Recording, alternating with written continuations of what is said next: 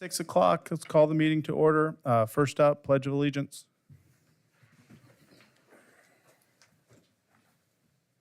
I pledge allegiance to the flag of the United States of America and to the republic for which it stands, one nation, under God, indivisible, with liberty and justice for all.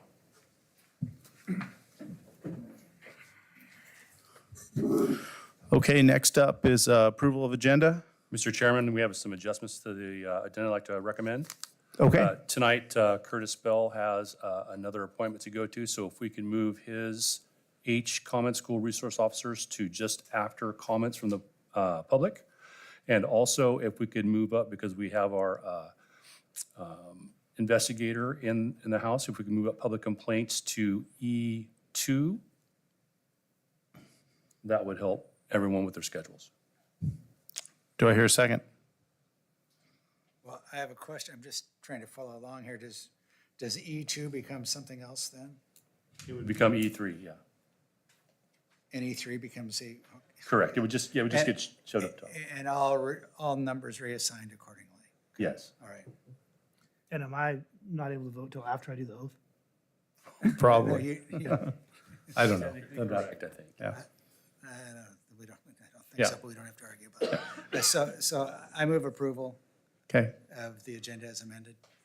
all in favor? Aye. Any opposed? Okay, next up is comments from the public. Mr. Chairman, we received one public comment. It will be in the board packet. The commenter made 2 points, comments regarding smarter balanced assessments, which is, of course, the annual statewide assessment we take.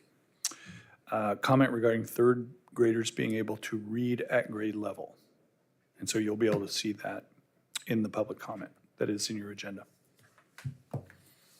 That's it. Okay, thank you. Next up, SRO.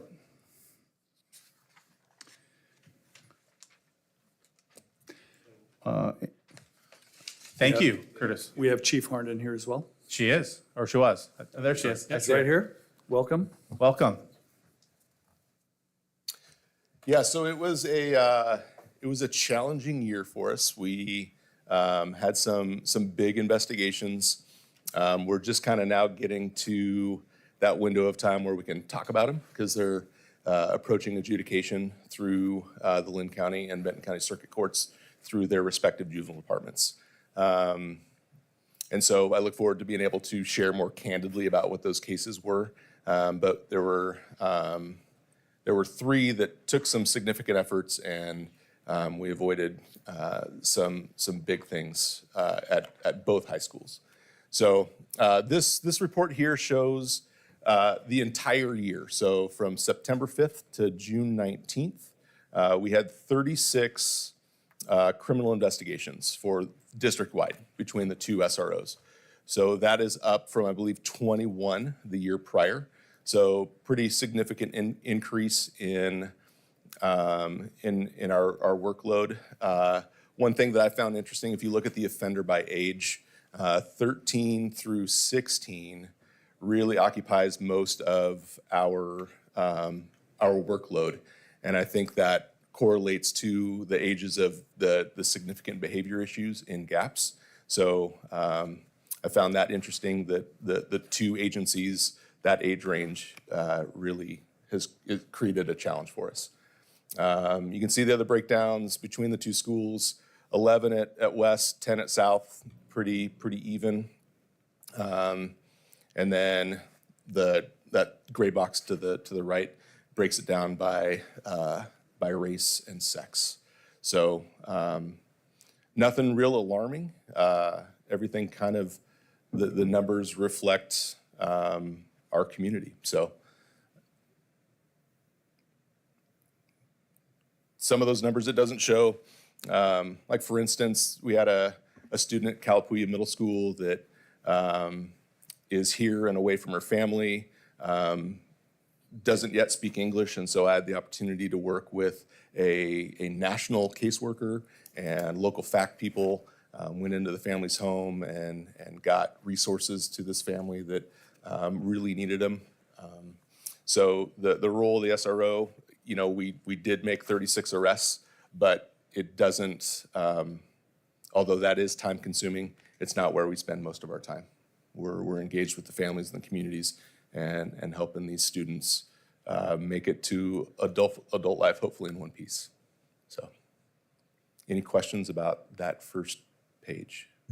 Am I allowed to ask questions? Yeah. Okay. So I have a question regarding you mentioned the 13 to 16 is the age range where you Yeah. have the most issues. Is that cohort followed through the grade levels, or is that always the age range that the issues are at? You know, I haven't looked at the previous year, but that you can see at the age of 13 had 6 of our incidents, 7 at 14, 14 at the age of 15, and then 7 incidents age 16. And I don't know if that's consistent through previous years, but certainly those middle school years and the freshman year is those students have kept all of us really, really busy. Thank you. So sorry I don't have the answer for that. All good. I have a question. Yeah. What would a typical, for a community police officer that was working not in the schools, what would be the typical number of offenses they would process in the same time period? Do you know? I don't know. It would be more because they're not the role of patrol. They're not necessarily. They don't have the ability to get into something like a school environment and do preventative work. It's pretty much reactionary. Yeah, and that makes sense, So, but I don't know if it's like hundreds or more, you know, or I didn't know what the difference would be. You know, that's- Offhand, I would easily double it. Okay. Yeah, if not more. Yeah. Go ahead, Roger. So you have 43 individuals out of 9,000 students. That ultimately ended up in some sort of criminal investigation. Yeah. And so, you know, that doesn't, for instance, we had an incident at West Albany High School. They had just redone the gravel lot in front of Memorial Football Stadium in preparation for graduation. And a student decided to spin cookies in said gravel lot and create these enormous ruts. And Mrs. Orsborn and I were able to, clearly, it was a felony crime. The damage was, they just spent, I think, more than $10,000 getting that parking lot refurbished. And through working with Mrs. Orsborn and the family, there was a plan for him to work with facilities and correct the problem and not have an arrest cycle. And so that's just one example of a lot of creative working between the SROs and the school administrators to where it doesn't end up number 44 up there on the spreadsheet. So that's 43 that there was a formal action Right. on. Would you be, well, just any idea what incidents or kids are involved in things that could have taken formal action on and either chose not to or they went unreported? If they don't report them, you don't know about them, so you can't talk about them, I guess, right? Certainly, I think, you know, across our community, there's a lot of stuff that goes unreported for a variety of reasons. That's going to be true in the schools as well. And then there's a lot of incidents where, due to Oregon legislature and laws, the school policies and procedures are more appropriate or have more teeth. There's more support for the student, and so the SRO is not involved. So that's gonna it's partly that, and then there's a lot of stuff that's not going to be reported. You know, there's fights that occur that never come to the attention of staff or law enforcement, and that happens all over the city. You see any change in the incidence of possession or use of hard drugs versus where we were prior to Measure 110? There's certainly that's going to be one of the sad parts is that because there's not a good tool for law enforcement, there's not as much being reported. So our role in a lot of controlled substance issues has been diminished because of ballot measure 110 and the lack of language in it for specifically for juveniles. Specifically, the fundamental problem is it's no longer against the law for them. Correct, right. And so they, unfortunately, our reality is that a student could have a pocket full of meth, heroin, fentanyl, and we don't have criminal teeth to intervene. And then the state has also eliminated, juveniles cannot be fined in the court, so even that violation route for that drug possession, there's no teeth for juveniles. So it's a real challenge for all of us right now. Thank you. Thank Yeah. you for your work. Absolutely. Anything else? I think there's another slide that shows just that last part of the year. I believe there were 8 incidents in the last couple of months. If there's, yep, there it is. So same chart. That's just from April 10th to the end of the school year at June 19th. So. You had something? Officer Bell, I just want to say thank you. It's really nice when you're out in the schools to see you both out and about in there and the kids interacting with you, and that's excellent. So thank you for your work. Thank you. Attitude with that. Yeah. And this is the last official act as SRO, is that correct? This is, yeah, so I've been selected as a sergeant, and so we'll be promoted next couple of months, sometime in the near future. So we have already selected my replacement, Officer Gina Bell, no relation, but she is very, very qualified, very talented person. Her and Officer Williams are at the SRO conference this week, so that's why they're not here. Well, congratulations. Thank you. I Good appreciate for that. you. I hadn't Yeah. heard that. That's awesome. Thank you for your work, Curtis. Thank Yes, you. Yeah, Bringing thank us you very back, much. Everything. Really Yeah. appreciate that. Absolutely. Yep. Thank you, guys. You Thank bet. you, Curtis. Well done. Thank you, Chief. Can I take a quick Yeah, moment? We please. have some new board members. So Curtis wanted to make sure that welcome to our new school board members and new staff. You'll hear a lot more from us. We come in on a quarterly basis to talk about what we're seeing in the schools. We'll hopefully be able to talk about some of the big incidents that should be through the courts again. We dodged some bullets, I think literally, last year. So great work by these guys. But I want to point out that doing criminal investigations is only one part, and it's actually a small part. I think Director Nyquist pointed out that there's 9,000 plus students in GAPS. We have 43 kids go through or into the criminal justice system. The majority of their work is in intervention and education, and often undersell how much they do in that regard. They have been able to stop suicides. They've been able to intervene on family situations with domestic violence and abuse. Some of you have met Bentley. You'll meet Bentley again for the new board members. He's our wellness dog. Totally unintended good consequences that he's often with Jen and Curtis in schools. A huge hit with a kid's really big door opener icebreaker with the kids just to kind of start conversations because we can all rally behind the love of a big black lab. So great work by these guys. I was an SRO, one of the first in the Bellevue, Washington School District when I was up there, also supervised it. So I very strongly believe in this program. There's a lot of things going on across this country. Some of it shouldn't have a law enforcement involvement, honestly. But there really is not anything out there for mental health, and there's really not a lot out there for drugs and alcohol. And so a lot of times we can intervene, especially with the Lynn County Juvenile Department, to really get these kids some of the help and services they need. So they always undersell their work. So I want to make sure that that is heard. And I can answer questions as we come up on the IGA later in the meeting. So thank you. Thank you very much.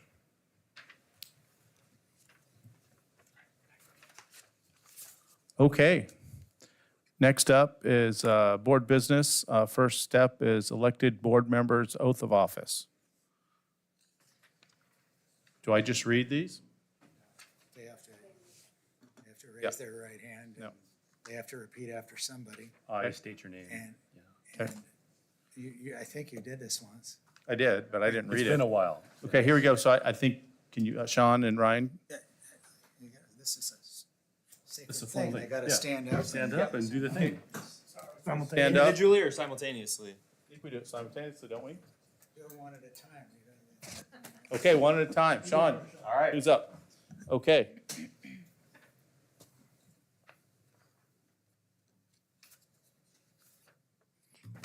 Raise your hand. I, Sean Taylor, do solemnly swear or affirm I, Sean Taylor, do solemnly swear that I will support the Constitution of the United States, that I will support the Constitution of the United States, the Constitution and the laws of the state of Oregon, the Constitution of the State of Oregon and the laws thereof, and the policies of Greater Albany Public Schools and the policies of Greater Albany Public Schools.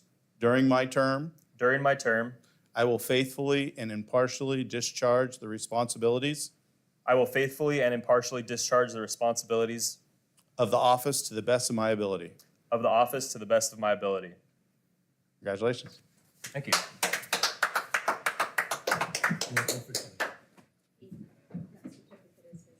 There you go. The green. All right. Ryan, you're up next. I, Ryan Mattingly, I, Ryan Mattingly, do solemnly swear or affirm do solemnly swear that I will support the Constitution of the United States, that I will support the Constitution of the United States, the Constitution and the laws of the state of Oregon, the Constitution and the laws of the State of Oregon, and the policies of the Greater Albany Public Schools and the policies of the Greater Albany Public Schools. during my term. During my term, I will faithfully and impartially discharge the responsibilities I will faithfully and impartially discharge the responsibilities of the office to the best of my ability. to the best of my ability. Congratulations.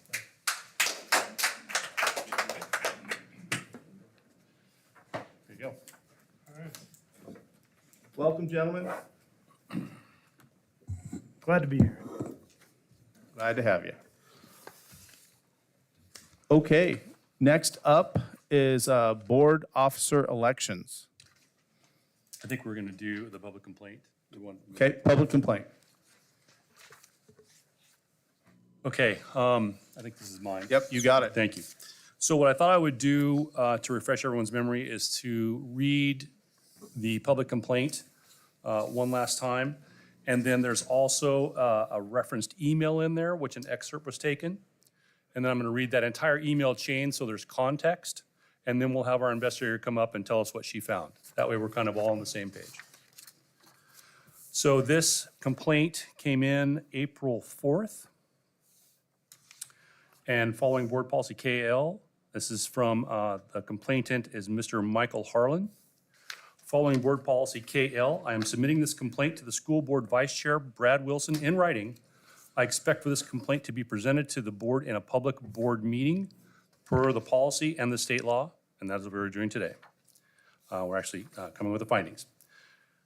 So it continues. Pete Morse recently called the Salem Fire Department's operation chief, identified himself as a school board member, and called to complain about me, a parent and private citizen. Pete reported to the chief that I was yelling and belligerent at board meetings in Albany. When asked for his name, he did not want to give his name. The chief told him he would need to call him back and thus would need his name and phone number. He requested that the chief give him his word that he wouldn't reveal his name. Outside of the scope of his position, he used his position to target me and made false accusations about my conduct. Also, the alleged conduct was off-duty and nothing to do with my employment with the Salem Fire Department. There are many people willing to testify that, in fact, I wasn't yelling or belligerent. There is also video proof. This constitutes slander, and because it is outside the scope of the job, Pete can be held personally liable legally. I have no faith in the superintendent or the board's ability to investigate their own misbehavior. It is clear that Pete is targeting me personally because of my wife and her complaint to the Oregon Ethics Commission. The same day that Pete called, Tuesday, March 14th, he sent an email response to me, which is copied below. His behavior is unethical, unbecoming of a board member, and constitutes harassment and slander. I plan on pursuing legal action. The remedy I am seeking is a public apology and resignation. Thank you, Mike Harlan. The excerpt that he quoted is down below, and it says, Mike, enjoy your day. No offense was intended in any way, as I am sure you are aware. But if the thought of this makes your day seem brighter, more power to you. Positive thoughts help us all to get through the day. He then added emphasis.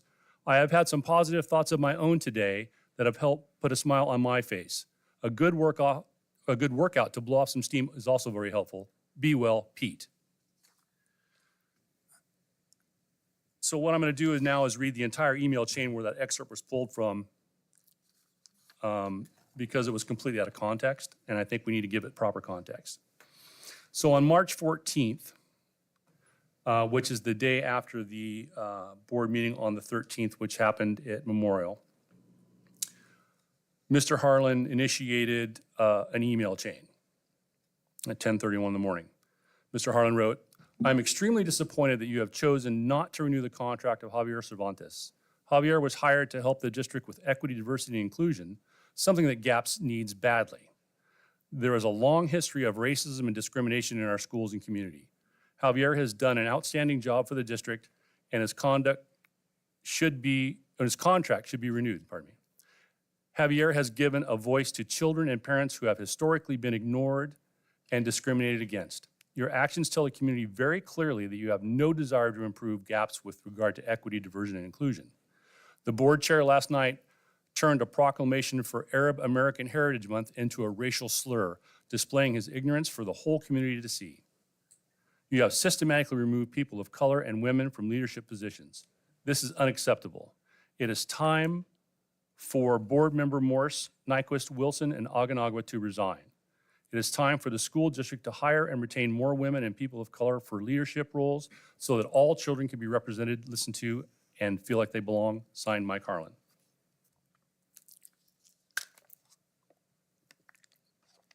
Pete replied at 12:37 in the afternoon. Mike, thank you for sharing your opinion. The board is deeply concerned with equity, diversity, and inclusion, and I agree this work is extremely important. With that said, we took the recommendations of our superintendent and acted upon them as required by law. Differences of opinion happen all the time. Have a nice day, Pete. Mr. Harlan then replied at 1:05 p.m. You can't even say Arab correctly without offending an entire group of people, so don't try to pretend like you care at all. Your actions continue to say that you don't care at all about EDI. Pete then responded at 5:35 in the evening. Mike, enjoy your day. No offense was intended in any way, as I'm sure you are aware. But if the thought of this makes your day seem brighter, more power to you. Positive thoughts help us all get through the day. I have had some positive thoughts of my own today that have helped me put a smile on my face. A good workout to blow off some steam is also very helpful. Be well, Pete. So I'll give some context to the cherry pick part that was in the complaint. At this time, I'd like to introduce Lisa Freely, who is the investigator for the district, to try to get as many of the facts of this case as she could. Good evening. I don't think I've had the pleasure of meeting any of you in person. So let me just give you a little bit of background about who I am and what I do, so why it even matters that I have the ability to do this. My name is Lisa Freely. I am an attorney. I have worked in the area of public education, and I started at age 5, by the way, when I give you this number. I've been in it about 32 years now. And so during my entire career as an attorney, I have spent my advising school districts, doing general counsel work, labor and employment, public meetings, just the whole realm of general education and general public law, as well as investigations and a variety of other things. So it's not my first rodeo to deal with these kinds of things. At one point, I worked at the Oregon School Boards Association, and I traveled around the entire state and did the same kind of service for all the school districts in the state of Oregon. I'm currently located at Willamette ESD.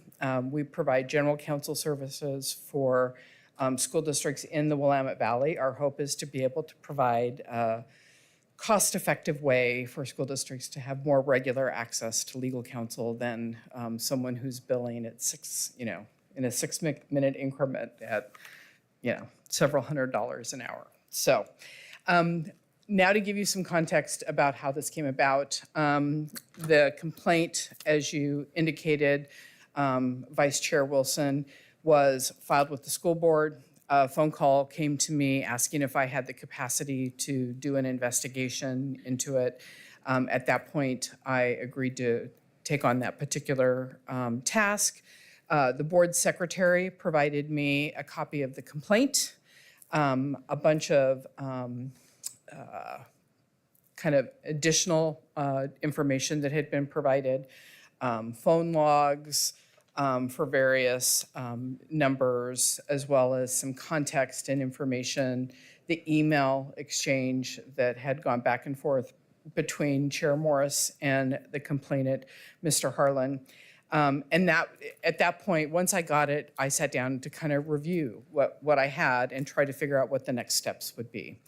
In any complaint, usually my next step is to reach out to the complainant and then to arrange a meeting, because often a complaint that is submitted in writing is in most cases not necessarily complete enough to be able to actually do the investigation you need to do. It's amazing to me how when I sit down with a complainant, how you get them talking and just a plethora of information comes out. So much more information comes out that they don't even realize can be useful in helping to evaluate the facts of a particular complaint. So in this particular instance, I sent an email to Mr. Harlan requesting a meeting that I indicated that there were some things that I needed some clarification and some clarity. We exchanged several emails between himself and me, and ultimately he declined to meet with me. So I never did end up getting an opportunity to talk to the complainant, Mr. Harlan. That left me trying to figure out some of the information that really wasn't quite very clear. For instance, I had no idea who supposedly got the phone call. Now, I don't know if any of you have looked at the staff list for the Salem Fire Department, but there is a significant number of people who work for the Salem Fire Department. So trying to figure out, I spent some portion of my time just trying to figure out whom I needed to talk to. It actually took a little while. I decided that the best approach would be to find an organizational chart, which you would think would be actually fairly simple.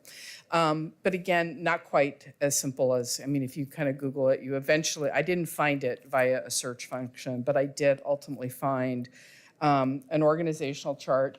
And not surprisingly, the organizational chart actually doesn't have any names on it. It just has positions. So from there, the goal was to try and find the individual, because when I called, and I eventually called the business and administration number, because that seemed to be when you looked at the organizational chart, that was where the I think that the title was Deputy Chief of Operations. Right? And so when you looked at the organizational chart, it fell under not the fire operations of the organization, but under the business and administration portion of it. So I called that number. I asked to talk to the deputy chief. At that point, it got me to Greg Hadley. I introduced myself to Mr. Hadley, told him that I was calling on behalf of the Greater Albany School District, that we had received a complaint that one of our board members had made a phone call to him and about Mr. Harlan, and could he provide me any information that would help me understand that conversation. And he actually knew what I was talking about. He was not the person who received the phone call. That position actually has been a vacant position. So they've had a number of interim staff members filling the Deputy Chief Operations position. He was not the one who received the phone call. But he did put me in contact with Frank Stevenson, who was the person who was filling that position on March 14th. Ultimately, he gave me a contact. Actually, he had Frank Stevenson call me. I ended up talking with Mr. Stevenson. It was he was very forthcoming. He indicated he had, in fact, received a phone call. The phone call was raising some concerns about Mr. Harlan's behavior at a school board meeting. Mr. Stevenson actually took some notes from that phone call. I do have those. And he did ask who the board member was who was calling. The individual initially declined to provide their information. He did indicate that he needed to have the information in order to be able to reach back out to the board member and to follow up. The name that was provided was Eric Iguanagua. I don't know if I got that name right. Hopefully I didn't completely butcher it. And was given a phone number. I made notes of both of those. I asked about the conversation, and I asked then what the follow-up was. In other words, what action did Frank Stevenson take in terms of dealing with Mr. Harlan? He said it was a pretty informal conversation that basically he had just pointed out, and he referred to him as Mike. He pointed out to Mike that he just needed to make sure that he wasn't in uniform or representing himself as a member of the Salem Fire Department or on their capacity as a Salem firefighter, and that, just to kind of generally stay out of trouble. And that was pretty much the end of it. I asked if there had been any employment action, whether that would be a directive, a reprimand, a transfer, any employment action taken. The answer to that was no. They didn't feel it was relevant or appropriate. And Mr. Stevenson acknowledged that he did not call the board member back because he felt that after talking with Mr. Harlan, that it was pretty meritless in terms of the conversation. At this point, I had a phone number and a name, but I needed to figure out whether or not the number was actually connected to board member Iguanagua. I reached out to Chris Green, who provided me with the contact information that the board member had provided to the school district. The phone number does in fact match a phone number that he uses for purposes of work. It's a cell phone, but it is a work cell phone. I then reached out to the board member and asked to talk to him. He actually spoke to me once, and during that conversation, he generally indicated he didn't feel like he had anything to contribute, and that he really didn't want to talk about it. I indicated that the Salem Fire Department, that Frank Stevenson had indicated that he had been the one to call, and that I wanted him to kind of describe the conversation and give me a kind of a summary of how that conversation went down. He indicated that he did not make that phone call, but in our conversation, he acknowledged that he knew who did, that it was not Pete Morris, but that he was going to decline to provide me the information of who made the phone call. I shared with him my concerns that makes it very difficult for me to complete my task, but he wasn't willing to go any farther. I called him several times with some follow-up questions, and he never returned any of my phone calls or my text messages, so I wasn't able to get some additional clarification. At this point, the next step was to try and figure out if I could make any connection between phone numbers and and when I talked to Frank Stevenson, it was interesting because he had indicated that it was his belief that the phone call came directly to him, right? So it did not go through the business administration line. So what happened was, if I call the main number, they say, who do you want to talk to? And then they basically forward the phone call. And it somehow he would have known the number coming in would have been different than the number if I had just called him directly, right? So it was his belief that the number came to his work phone directly, which he thought was kind of unique. He actually takes his work phone and he forwards it to his personal cell phone, right? So because it gets forward, the number doesn't transfer, right? He doesn't get to see what the number is that comes up. So at that point, I had two numbers that I thought the call would have come in on.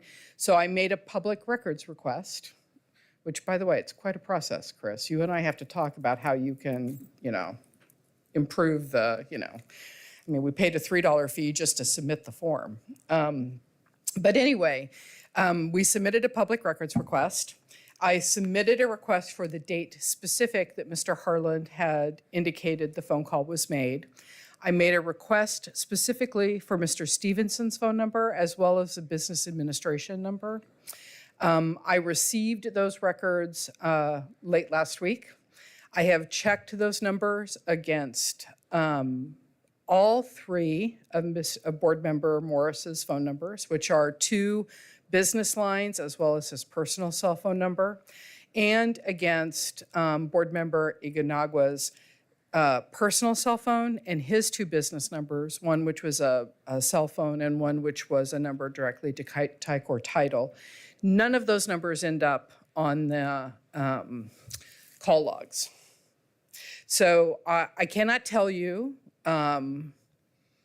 which phone number made the phone call, who made the phone call. I can tell you that Board Member Iguanagua tells me he does know. He's not willing to tell me who it is, but he is confirming for me that it is not Pete Morris. Based on all the information I have at this particular point, I am unable to substantiate the complaint that Board Member Morris made the phone call. And by the way, I also had the records from Board Member Morris's cell phone. He provided his own cell phone logs for that date, as well as the logs from both of his office lines. And there was no, I double checked those numbers, both Frank Stevenson's number and the business administration number. And there wasn't, I even kind of glanced to see if there was any other Salem Fire number, the general number that was there. I didn't find any number that matched anything with the Salem Fire Department. At this point, based on my investigation, my recommendation would be to dismiss the complaint as unsubstantiated. Do you have any questions for me? I do. I'm sitting there, and first, you can't make this stuff up. And that's regrettable because we're spending time on this that we're not spending on figuring out what we can do to transition people from 8th grade to 9th grade better that I hope we get to at some point in tonight's agenda. But I guess the question is do you have any indication from the gentleman with the fire department to Mr. Harland in which he told Mr. Harland that it was Pete Morris? No, in fact, it was interesting. I did, and I didn't even ask Mr. Stevenson. He self-disclosed that in his conversation with Mr. Harland that he had not disclosed the name of the person who had called, merely that he had gotten a phone call and it had been represented as a school board member and it had been represented as conduct unbecoming, so to speak, during a board meeting. And my understanding is so I didn't get, Frank Stevenson clearly said he did not share the name of the board member, nor did he indicate to me that Mr. Harland had requested the name of the board member.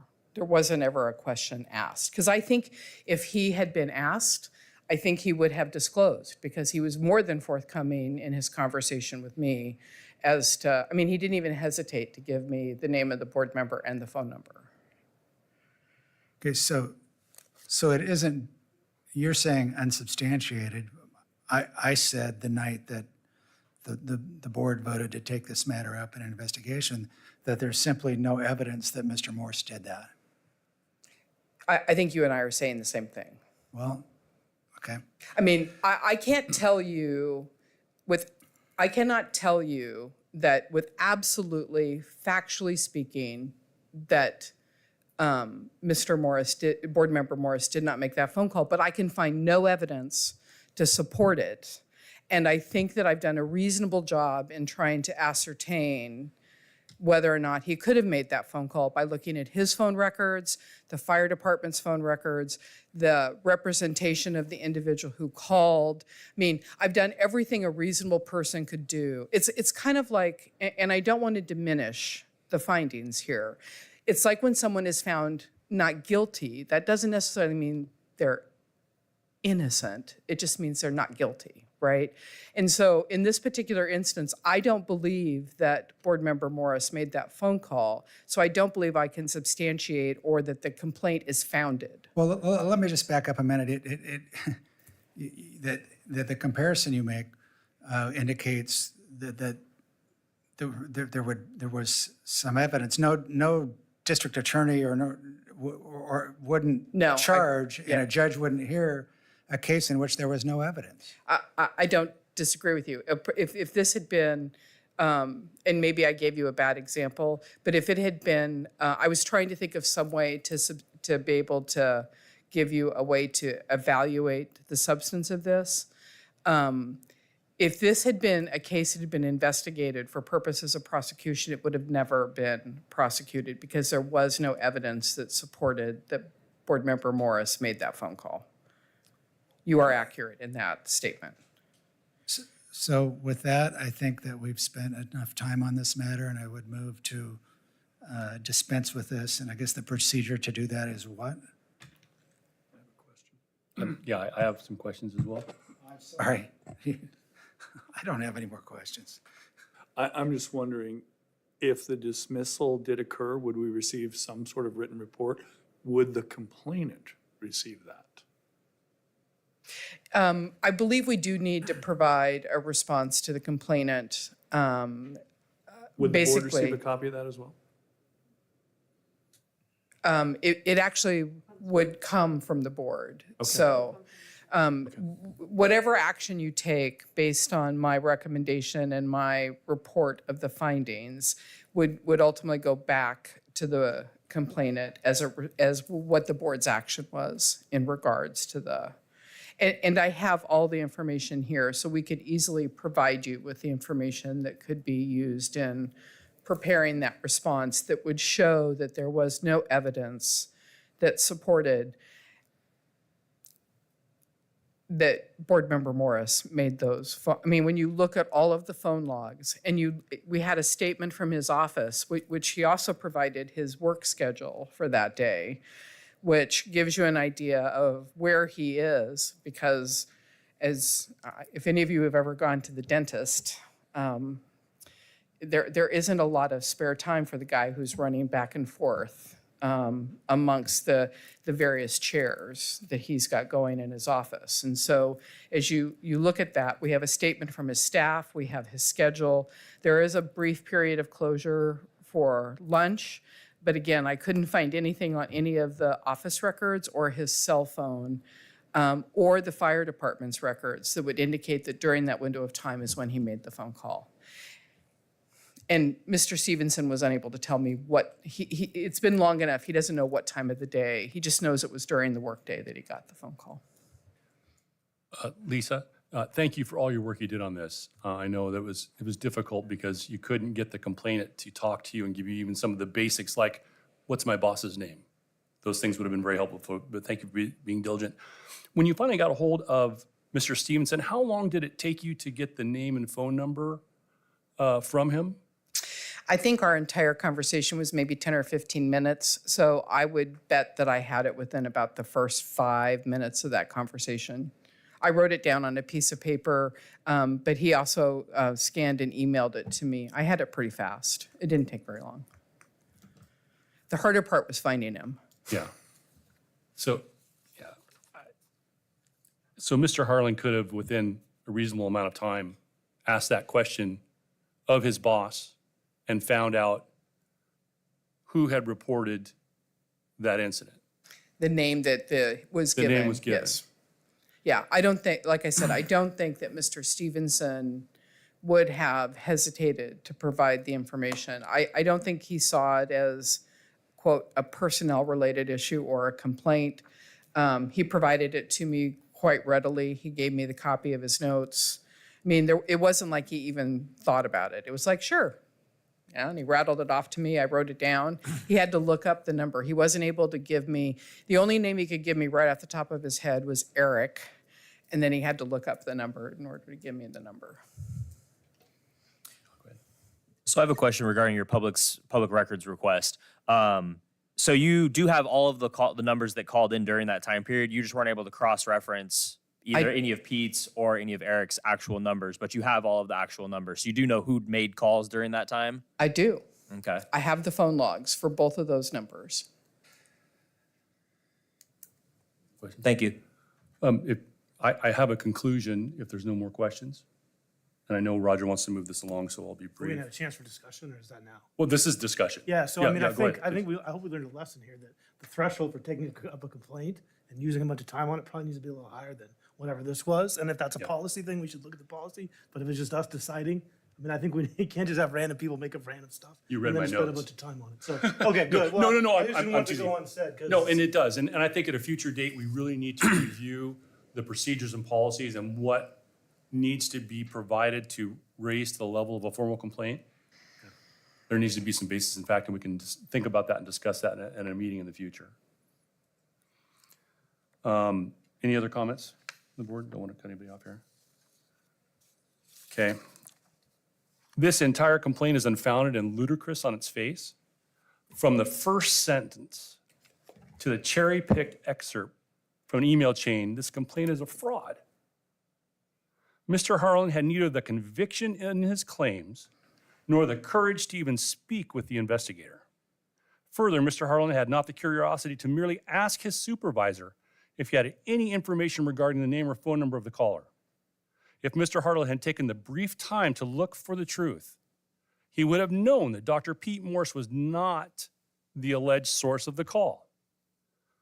One could speculate as to the motives of Mr. Harlan, but any reasonable person could reach an adequate conclusion. Dr. Pete Morse had no part in this matter, and his reputation recklessly damaged within our small community. Mr. Harlan stated in his complaint, "I plan on pursuing legal action. The remedy I am seeking is a public apology and resignation." With the evidence at hand, it is Dr. Pete Morse who must now decide if he wishes any remedies from Mr. Harlan's reckless and false accusations. At this time, I'm seeking a motion. Isn't there already one on the table? I don't think so. Is there one on the table to dismiss?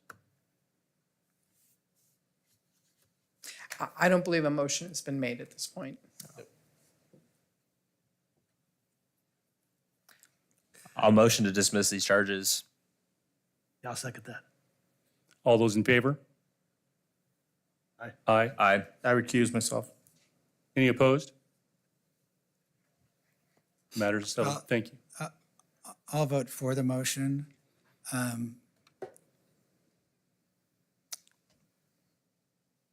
We, as elected officials, we have a very serious duty. You, two new folks tonight were sworn in. You took the oath, and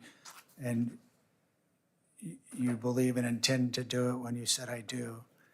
And I've been an elected official for 20-some years, and I've had no experience like being a school board member. The system is spring-loaded for school board members to be the community piñata given on the day and the situation. And all we can manage and all we can control is our actions.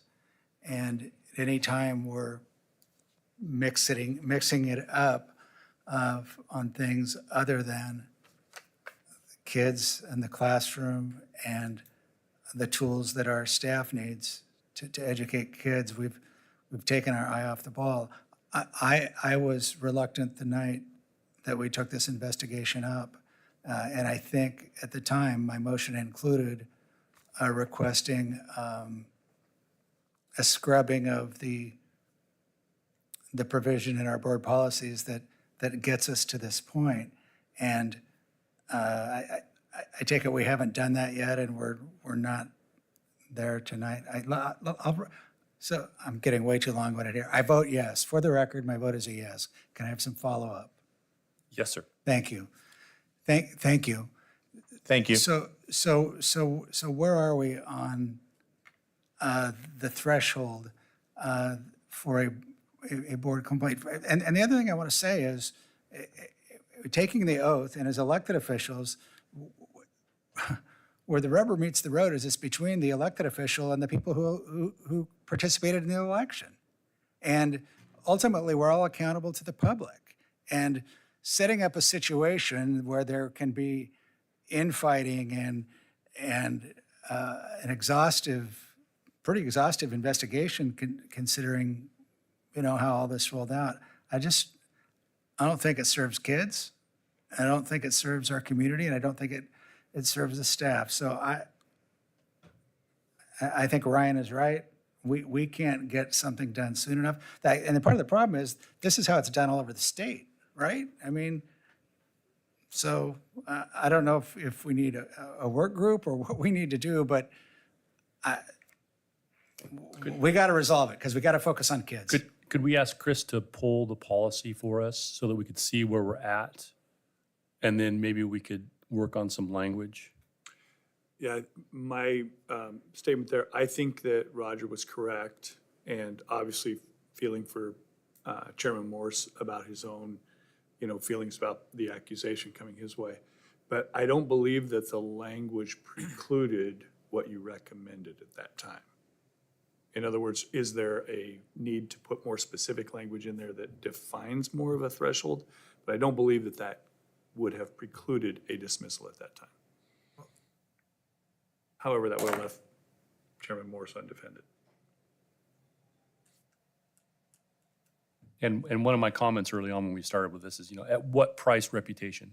Well, And so it's, and I defend mine quite rigorously. And I don't want to speak for Pete. I know he's recused himself because this was about him, but he's an officer and a gentleman, Navy Academy graduate, ran a squadron in the Navy for over 20 years.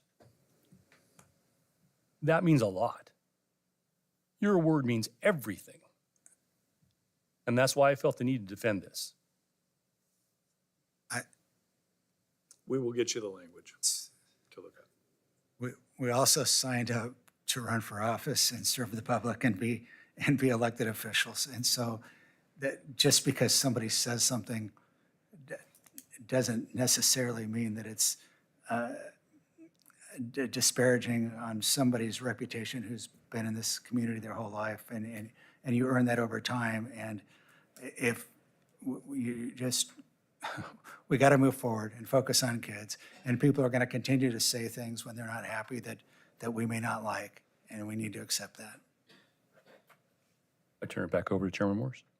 Okay, here we go. We're going to move forward, just like we talked about. E2, or I guess it's E3 now, board officer elections. Do I have anyone who moves to? I'll move to appoint Mr. Wilson as the board chair. I'll second that. Thank you. I appreciate it. Any discussion?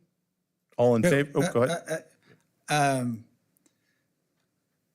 Soon to be Chair Wilson, I take it and I hope that you'll pursue as the board chair a streamlined way that we focus on kids and parents and education and bring adjustments to these board policies where necessary to help us do that. With your encouragement, I can't imagine I wouldn't spend lots of time on it.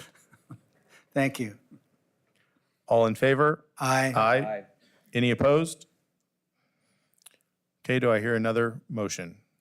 Yeah, I'd move that we nominate Pete Morse as vice chair. I'll second that. Any discussion? All in favor? Aye. Any opposed?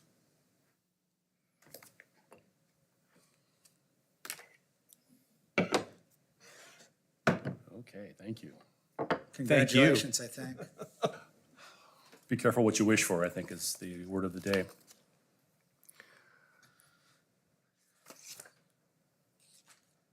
Now I think we're going to discuss, we're on what would now be E4, pre-planning meeting, board member participation. The pre-planning meeting happens the Friday after the board meeting. Is that correct, Chris? And it's to get ready for the following school board meeting. And the past year, it has been the chair and vice chair that have attended those meetings. Prior to that, we had a system where it was a rotating schedule where we'd fill people in. And so I kind of want to get some input from the board on what you think is the best way to go forward. Well, you've been through both, right? Yeah. So what are the strengths and weaknesses of the 2 models?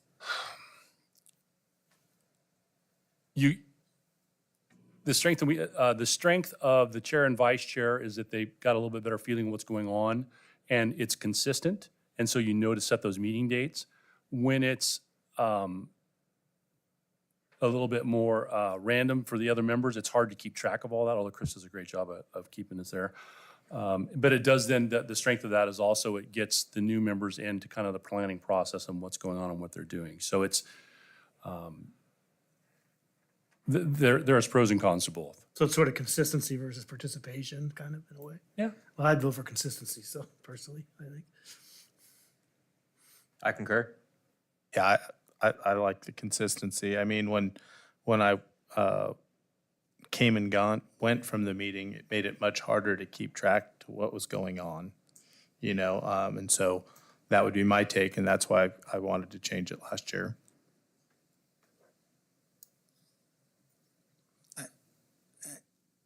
I think I previously stated it, maybe not in such a succinct kind of way, but I would like to make sure that the agenda has agenda items that focuses on kids, their performance, support of the team and the buildings, educating our kids. It gets, it's been frustrating at times when there's agenda items that stray from that, and refocus on that would be helpful. So do we need a motion for which way we're going to do this, Chris? Or? A consensus is fine? Okay. I think we have a consensus, so we'll just move on. Okay, we're going to what is listed on as E4, but it's really E5. We're going to discuss and come to a consensus on changes to policy regarding what is a controversial issue.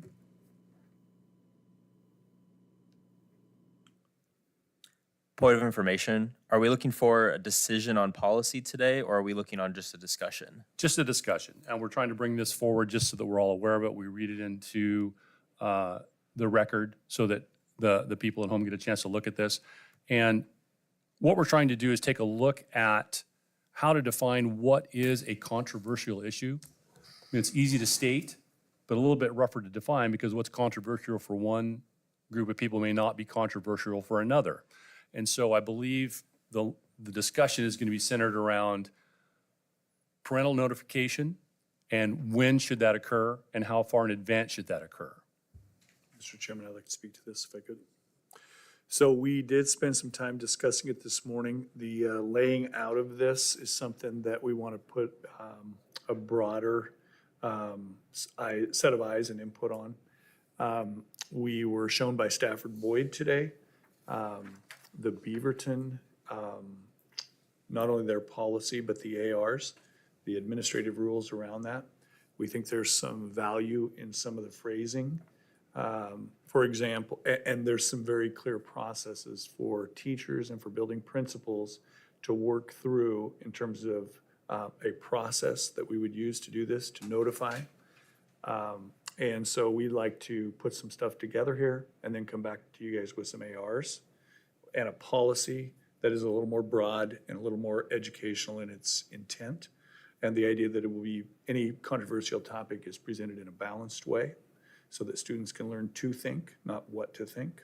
And we think we can come up with something that can greatly enhance. One of the benefits of doing that will be that people will also be educated and have input on what we do. So you have seen that this policy at times is not understood, and perhaps not everybody's even aware of this, right? And so what we want to do is we want to roll forward a policy that everyone knows, understands, and truly understands what we're trying to accomplish in our schools. So, and we will bring that to you. Okay.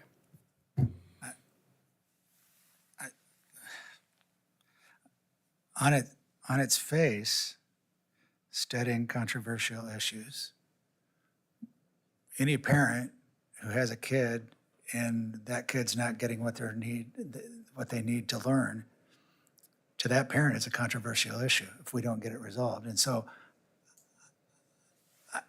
I hear what you're saying, Superintendent Gardner, but I think what this gets at, without saying it, is these controversial issues would be I think the language is being debated still by the broader public. Something to that effect, which would tend to confine that a little bit, rather than just, like how well my well, kids so doing. are you going to be studying issues around parental notification? Is that, No, that would be a support so that people are aware that we may be doing a controversial topic in a classroom. I didn't think that would be controversial on its face. using the word, subbing out controversial issues from non-controversial issues? Yeah, there would just be a definition of controversial issues that I would think, having read it, that it would capture most issues that are deemed currently controversial. Okay, You'll have to see it, of course. I will, and I'll have to think through, at least in my mind, if there's a better way to phrase that, because Yeah, I mean, for me, and from my experience, for those of you that don't know, I was in education for a long time. The idea that, the policy is going to be important, it's going to need to set out certain things like parent notification, but the idea of identifying a controversial issue, I think if you want it to happen, the operation is going to be the essential part of that. Your school leaders are going to, I think, they're going to need to understand what that means and how to draw that out and how to train their staff on how to do it. And I think that's what I'm going to be interested in, is how does this operationalize? How does it move, right? Because we want to, this policy is only 14 months old. Are we redoing it again? And I know a lot's changed in 14 months in this board, but I think, again, having the school leaders involved, because you have age appropriateness, right? You have all kinds of different moving parts in the district, and I think you need to have input. I mean, I agree with that. I think they need to move that, discuss that, and tell us what people are coming up with. From your comment earlier, Mr. Gardner, it wasn't super clear what the time frame was. I'm sure that when you share it, that would be something that's more valuable or more clear to us. But in the efforts of transparency, I want to make sure that would be super, like, a defined time for parents to be able to know what's going on with their kids' education. Absolutely. I believe that we can have this move back to you guys by early September, probably. We will be going to a couple of meetings. We'll have meetings here in August. This will be on the agenda to work through that and have people work with it, know it, raise questions about it, understand, its application in a couple of scenarios, those sort of things. There's a bit of a time importance because people are going to be writing syllabi in about 6 weeks, right? And putting those topics in their curriculum. Well, by the time administrators will be aware of it, even prior to that. And of course, then we don't get the staff until late August, right? Superintendent Gardner, do you believe we'll be able to get this through the processes by school start, or is it going to be a little after? Well, I think by the time it comes to you for a vote, that might be early September, maybe the Monday following the first week of school or something. Okay, so like very that. close too. That's the goal. But we will have already done that work. Okay. Okay, next, it's listed as E5. And there's been a request on behalf of Lisa Harlan to have a hearing. And there's a need to appoint a hearings officer.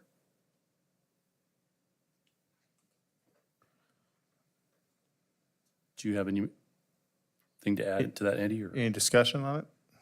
Well, I would be interested in not making this case specific, and that it be built into our policies and procedures. on any occasion when somebody requests a hearing? Yeah, I agree with that, right? You don't want to pick and choose. Well, Who do you do it one way for and who do you do it a different way for, right?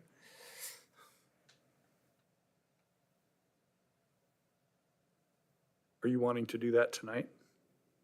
I'm wanting to do a lot tonight. Well, this is the only one we have before us tonight, so I would be willing to vote for this tonight, but with the understanding that it becomes part of our policy and the necessary process and procedures to make that happen will follow.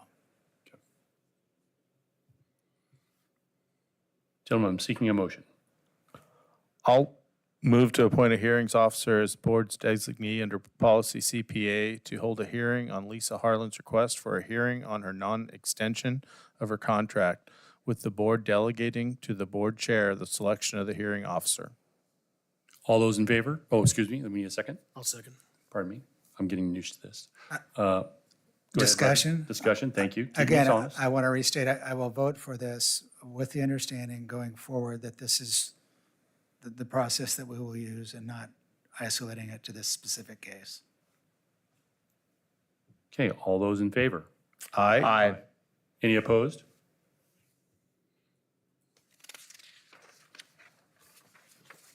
Superintendent comments. Thank you, Chairman Wilson. Just a few things this summer, and I believe Dave may just be able to brief you roughly on summer projects. We do have summer school that has been functioning across the district, concentrated into a few schools. And we will wait for that to conclude. And then I believe just like last year, Bonnie Dietrich will be coming back to you. There are a couple of laws that were passed. We did not have a huge number of laws that were passed because much of the work slowed down this year with the walkout and then the late deal. But remember that 10.2 funding was approved. There are a couple of laws we're going to have to work with, one of which is we have at times limited students to a half day of school with IEP team agreement that was best for the child. A new law has been passed where a parent may rescind that and overrule the IEP team and request a full day for the student, even though the IEP team has agreed. And there's a short time frame. I want to say it's 10 days by which we must return that student to a full schedule. So we are going to be working on what that looks like going forward. We also have one other interesting law. The teaching of personal finance will return to our high schools. You guys heard that in a couple of the listening sessions. And so I believe next year's freshmen by 2027 will need a credit, half credit, I believe, in personal finance. So there are others, and we can get the policy update. There's a summary of all those policies, and we can get those to you. But those are obviously a couple of things that are highlights. So I will then move, with your permission, to the goals report. And so this is just a review of this year's goals. Strategic plan completion. This will be ongoing work, of course, from now forward. We'll be doing quite a bit of work at the retreat. Obviously, we're going to continue to work towards the three major outcomes: equitable outcomes, rigorous and engaging instruction, and social and emotional supports for kids. Let's go to the next slide. The goal is generally met. In other words, we transitioned, we did goals. We will be hearing from the directors at the retreat. A process of sharing of those goals and learning is not yet at a coherent level district-wide.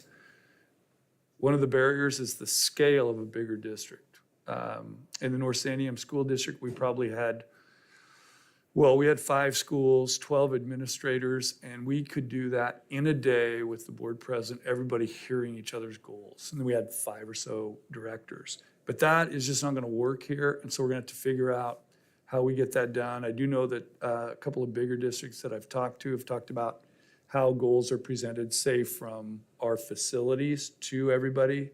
And we're just gonna have to work on that. One of the things that shot us down is just how dense the activities are in June, right? There's graduations, there's all types of concluding ceremonies, and so we'll have to work on that. But in general, I think, many of the administrators already through their school improvement plans had 3 goals, and, this was just rolling those in. We did not have a lot of goal development thinking in the directors that are not related to a school. Let's go to the next slide. So some of the places where we did not get closer to the strategic plan, guaranteed and viable curriculum. You'll recall that we had a curriculum adoption we were unable to do this year. We'll work with the Oregon Department of Education on that plan and we'll update you. I have not heard back from ODE's specific area on that. And then, of course, focus on instruction. We're going to be examining our systems for teaching and learning this year. Really excited about that. And this work will involve directors, building administrators, and teaching staff. So what we're trying to do is come up with a new coherent framework for teaching and learning.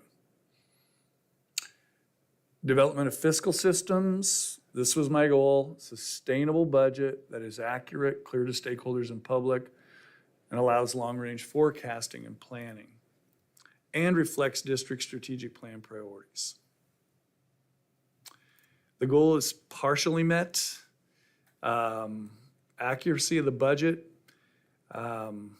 Even after we put the budget into the process, we still had unplanned expenditures occurring right up until June 30th.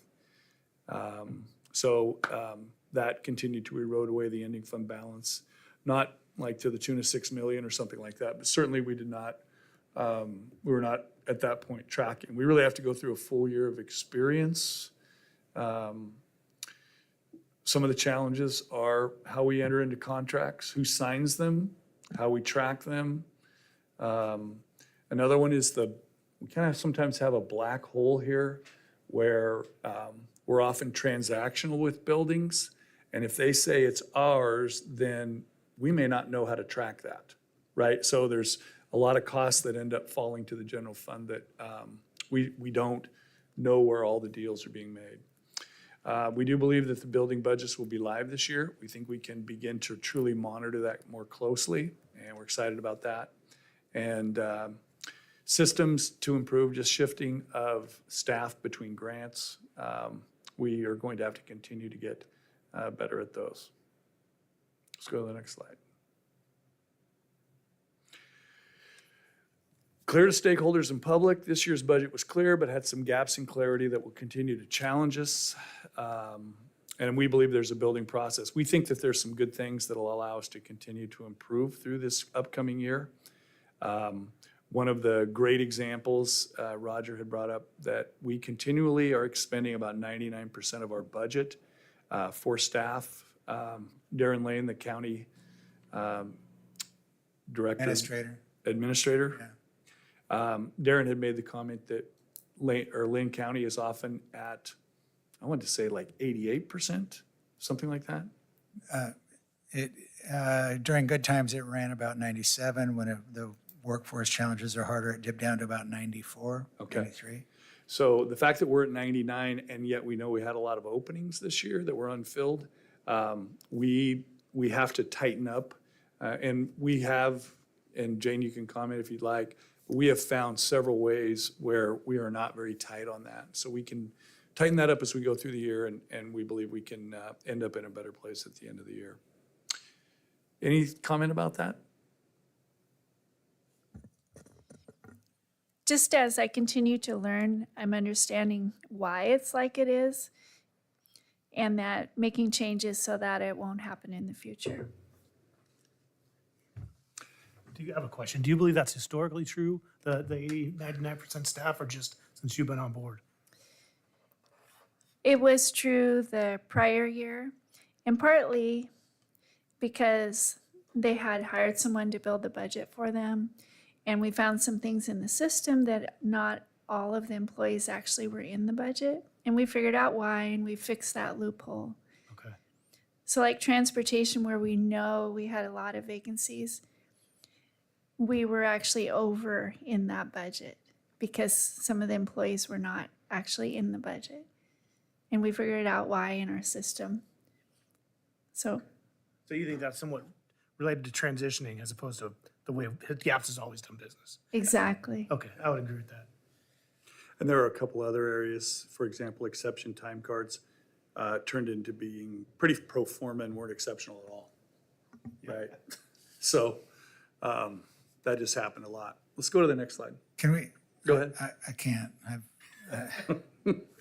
So without the respect, what do you mean we don't know who's signing contracts and what they're signing them for? That can't be true. So can I answer that? Yeah, go ahead. So we have new auditors, and the first thing they ask for is a copy of all the contracts. And in the process, we're still collecting all the contracts. They have been signed by different people. And so we will have a really good handle on that. We're creating a system to be able to monitor those, make sure they're all out of the right accounts, make sure they're budgeted. But There wasn't a contract process. aren't there, I mean, we got rules for a lot of things. And you're telling me we don't have rules on who gets to sign contracts at what thresholds? I mean, shouldn't, clearly over X comes to the superintendent, over Y should come to the board. And So the approval of contracts has different thresholds. There is also the signing of the document that encumbers the district, right? And so, if you have a signing of a document that encumbers the district, what's the point in approvals? her and I, But if the minute they sign it, the district is encumbered, your approval or disapproval, tell me how this works. so I believe the action is going to be taken tonight that will appoint us as the duly appointed signers for contracts. We are the people who can enter into a contract. That's a good idea. In fairness, I had a person tell me, you also have to remember, we had quite a period of time here without a business manager, right? So I think that this has been a practice that has fallen away, and we're working on tightening that up.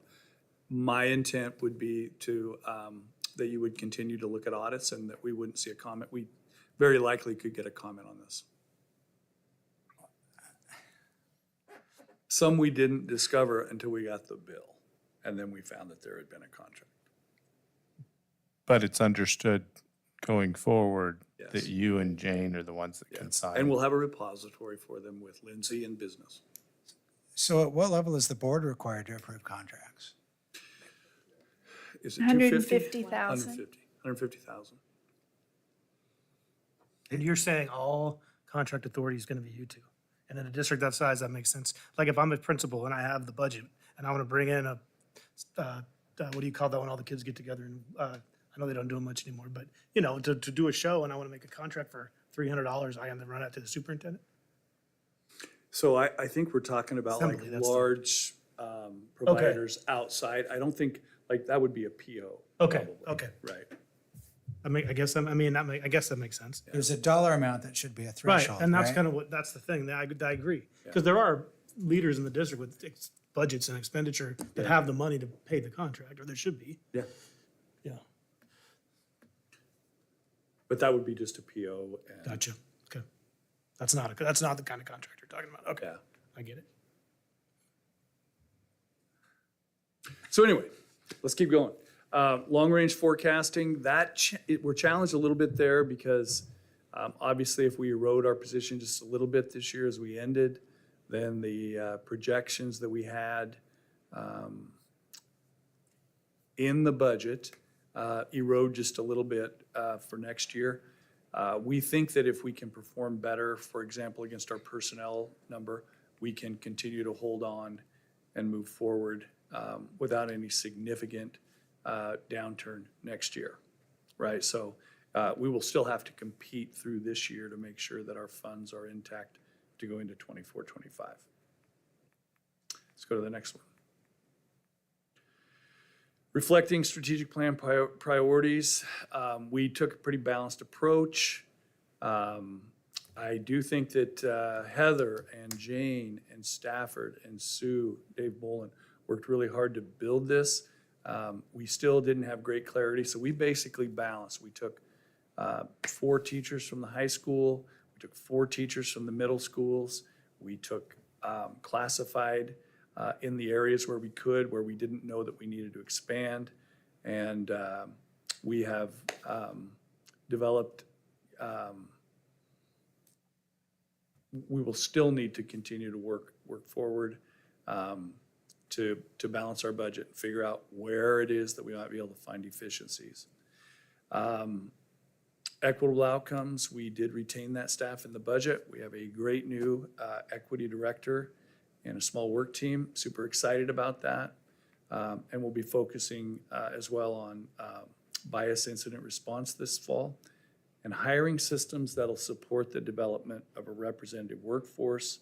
And I think that will be great work, and Kelsey's already given quite a bit of thought to that. Let's go to the next slide. Work culture of teamwork, easily the most challenging goal. We have developed a set of core customer service standards.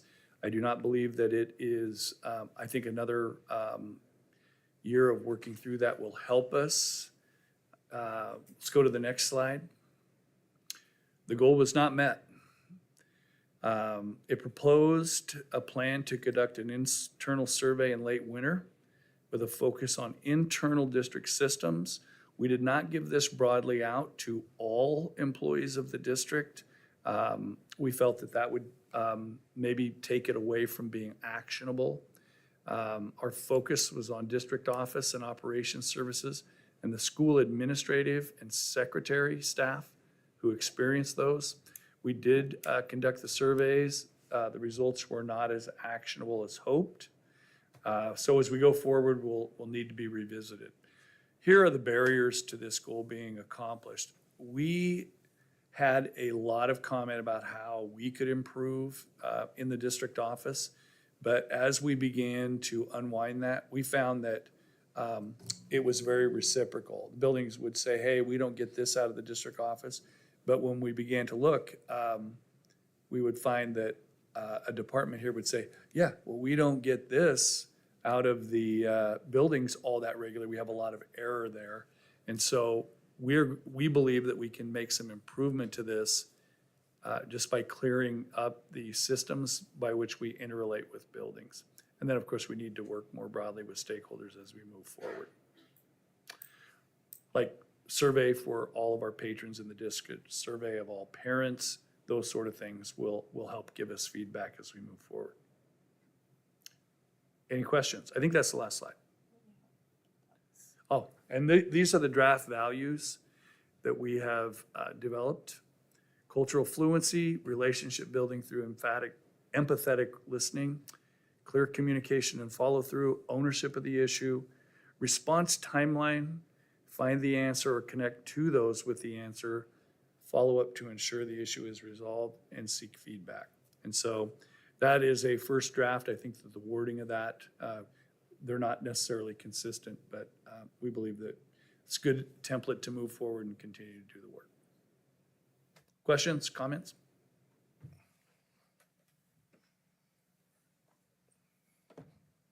You have anything? So one mostly met, one partially met, one not met. So we're just gonna have to go back to work.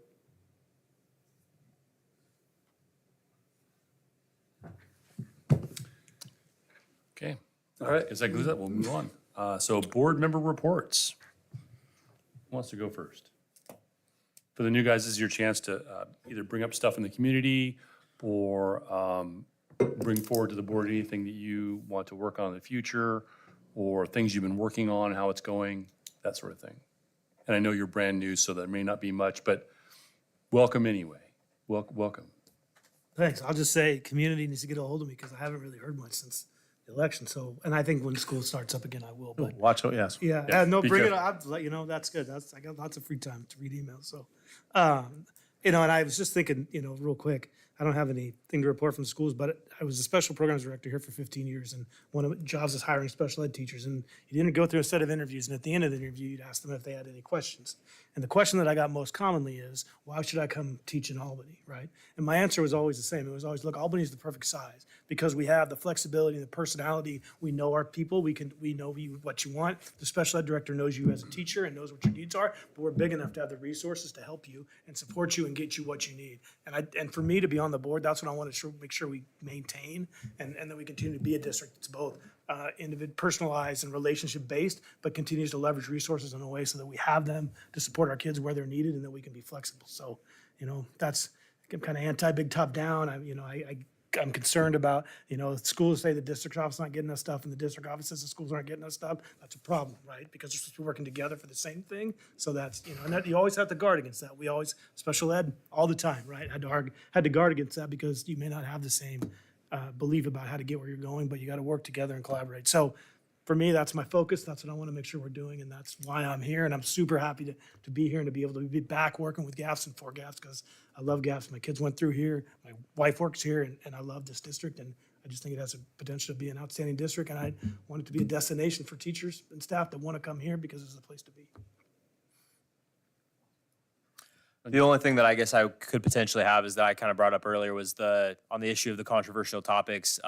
One of the things that I've really heard from parents is just improving transparency in all areas, and especially in that area. And so I look forward to hearing what that potential policy looks like.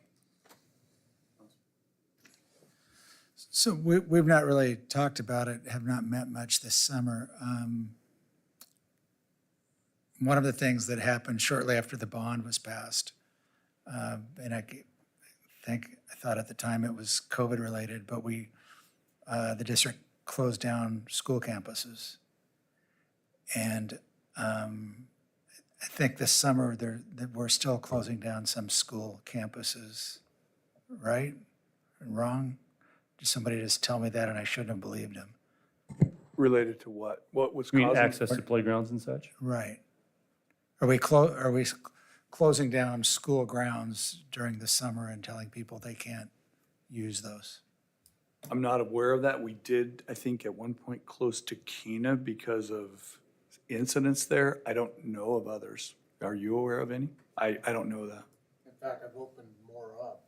And we had one that was partially closed. We made sure that was open for people to access. Okay, And it was just a mistake that it was locked. okay, that's good. I think the public will appreciate knowing that. I did it must have been the sign at Takina that I saw and generated some comments and some interest. So we're doing what we can to keep those open, and in the event there's security issues before we just write them off or shut them down, we'll try to work through how to keep them open. Fantastic. I just want to say, we finished off the middle school behavior kind of workshop, and that was great. And I think we got a lot of good things, and we'll bring some things back for this coming year. I think one of the things that was the biggest thing we talked about this next year is kind of moving the bar to another level. You know, kids are coming back from COVID, first year, second year. You know, hopefully we can get back to normal, right? And behaviors can be better. And one of the things that we heard over and over again was the idea of setting that bar, you know, from the get-go, right? And have a level of expectation. So I'm certainly hopeful that we can do that. Obviously for me, I'm really pleased that the investigation is now complete on the complaint charged against me by Michael Harlan. It's not surprising to me that Mr. Harlan didn't want to be interviewed by the district's attorney about his complaint. There was and is no truth in his complaint, so I can understand his desire to have it go away. He provided no evidence when he made his complaint. Ask yourself how hard it could have been for him to provide the name and contact information of his boss that I supposedly contact. How hard would it have been to provide the phone records of this imaginary phone call? He did neither. I think it is very unfortunate that Mr. Harlan created unneeded work for our district and incurred costs for our districts to have this accusation investigated. I think we can all agree that money would have been better spent on our district's youth than investigating a lie. I 100% agree that the district needed to follow through on this investigation to provide transparency to the community, and I'm appreciative that the investigation was done. However, it's unfortunate that Harlan's lies created the issue in the first place. I think, like Roger says, it's important for us not to go investigate everything, because obviously we see some things are just, they're spitballing and trying to make turmoil, and we can't do that. But on the other hand, we can't be perceived as trying to hide anything and, doing something behind the curtain. So this whole process was unfortunate, and I'm glad that it's complete. That's all I have. Thank you. I wanted to welcome our 2 new board members. Glad to have you here. Glad you've decided to take on this adventure.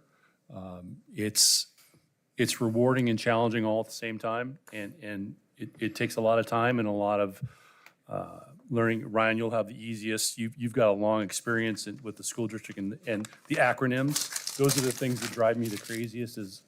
There's a lot of acronyms in the special language with the school board, and it takes some time. So Chris Green is awesome at helping you through that. So please reach out to her as often as you need to. Sorry, Chris. And she's been a wonderful mentor for me. I too am glad that we've managed to put this matter behind us, Pete. And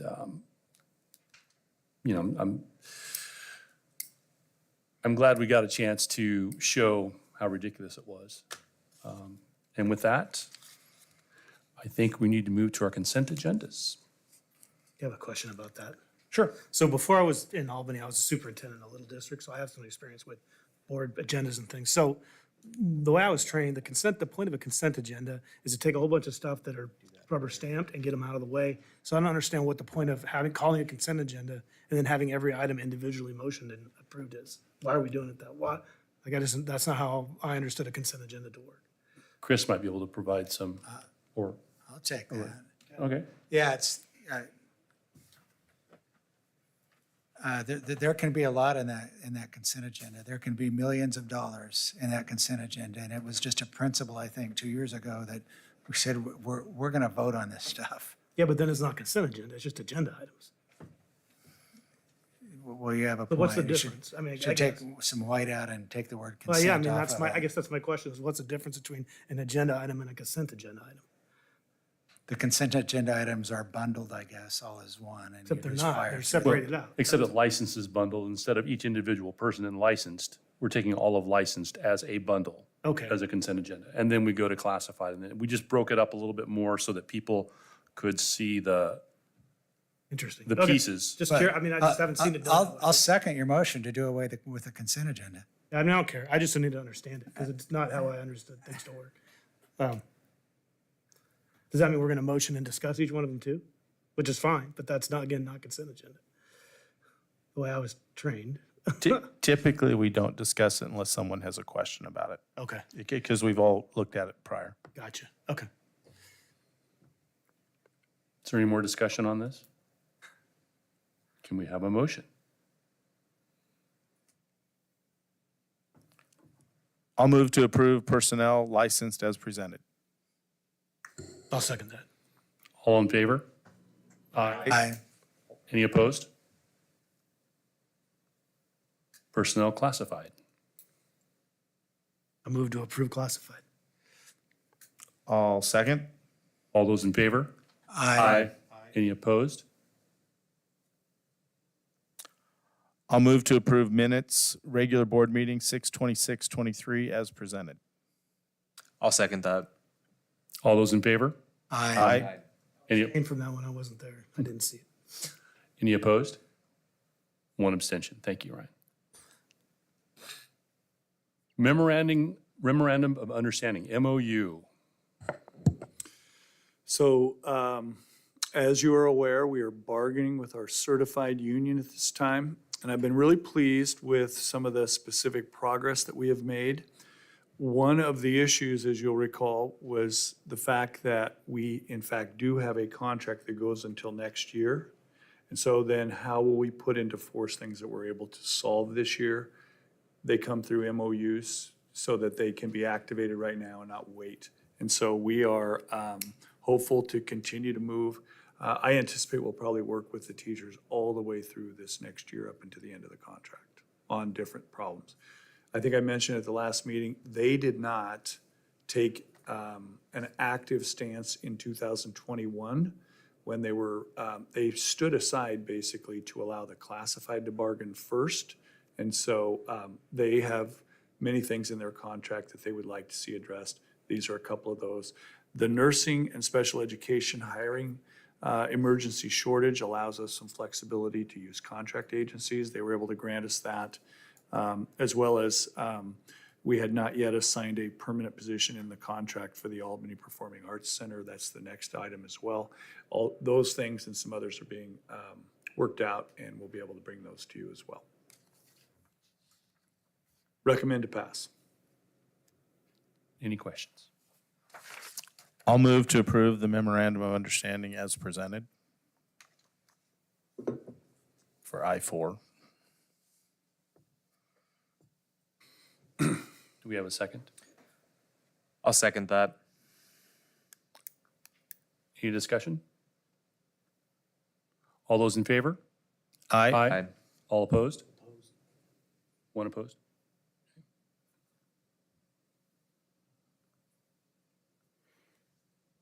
I-5, not to be confused with the freeway. Memorandum of Understanding, Albany Performing Arts Center Manager Position and Athletic Coordinator. I move to approve it as written. I will second. Any discussion? All those in favor? Aye. All opposed?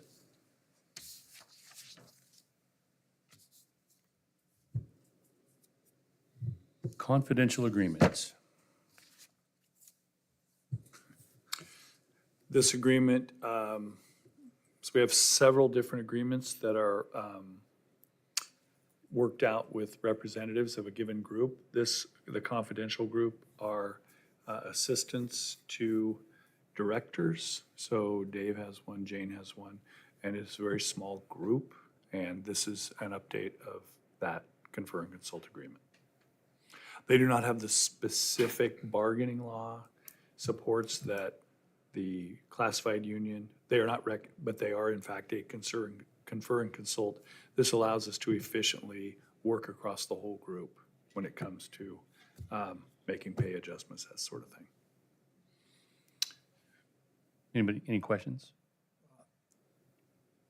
I guess lack of a better term, I'll call it an optics question, unless there are certain documents exempt from public record, everything we do here, there's just really nothing confidential about any of it, so. That's only describing their work. They handle confidential information by the nature of their work. Doesn't it, it means that they're not part of the association, did you say? Yes. Yes. Right. So it means that they help in bargaining, so the description to take an employee out of the bargaining agreement and make them confidential is that they assist with bargaining. And that's what this group is. And it's Chris. All right, I just want to clear for the record that nobody's trying to hide anything from anybody here. Looking for a motion. Oh, I'll move that we approve it as written. I'll second that. Any further discussion? All those in favor? Aye. Any opposed? Looks like there's no old business. Business financial update. Ms. Jane. So I just wanted to give you a quick update on our audit progress. On June 30, we received a draft of our 21-22 audit. And so that was enough to keep us compliant with state and federal. We were able to submit the draft, so we will receive our basic school support payment beginning July, and our bond rating is intact. And we have entered into a 2-year contract with Acuity firm, and they came in with a team of 5 people, spent 1 day, and have already conducted the pre-audit. and just dove right in. They're looking at contracts and all the things that hadn't been done in the past. So super excited to have them. The contract with Acuity states we will have an audit by January 31. So because we are large and because they already had clients, they cannot guarantee a December 31. For the first year only. For first year only, yeah. Super excited to have them.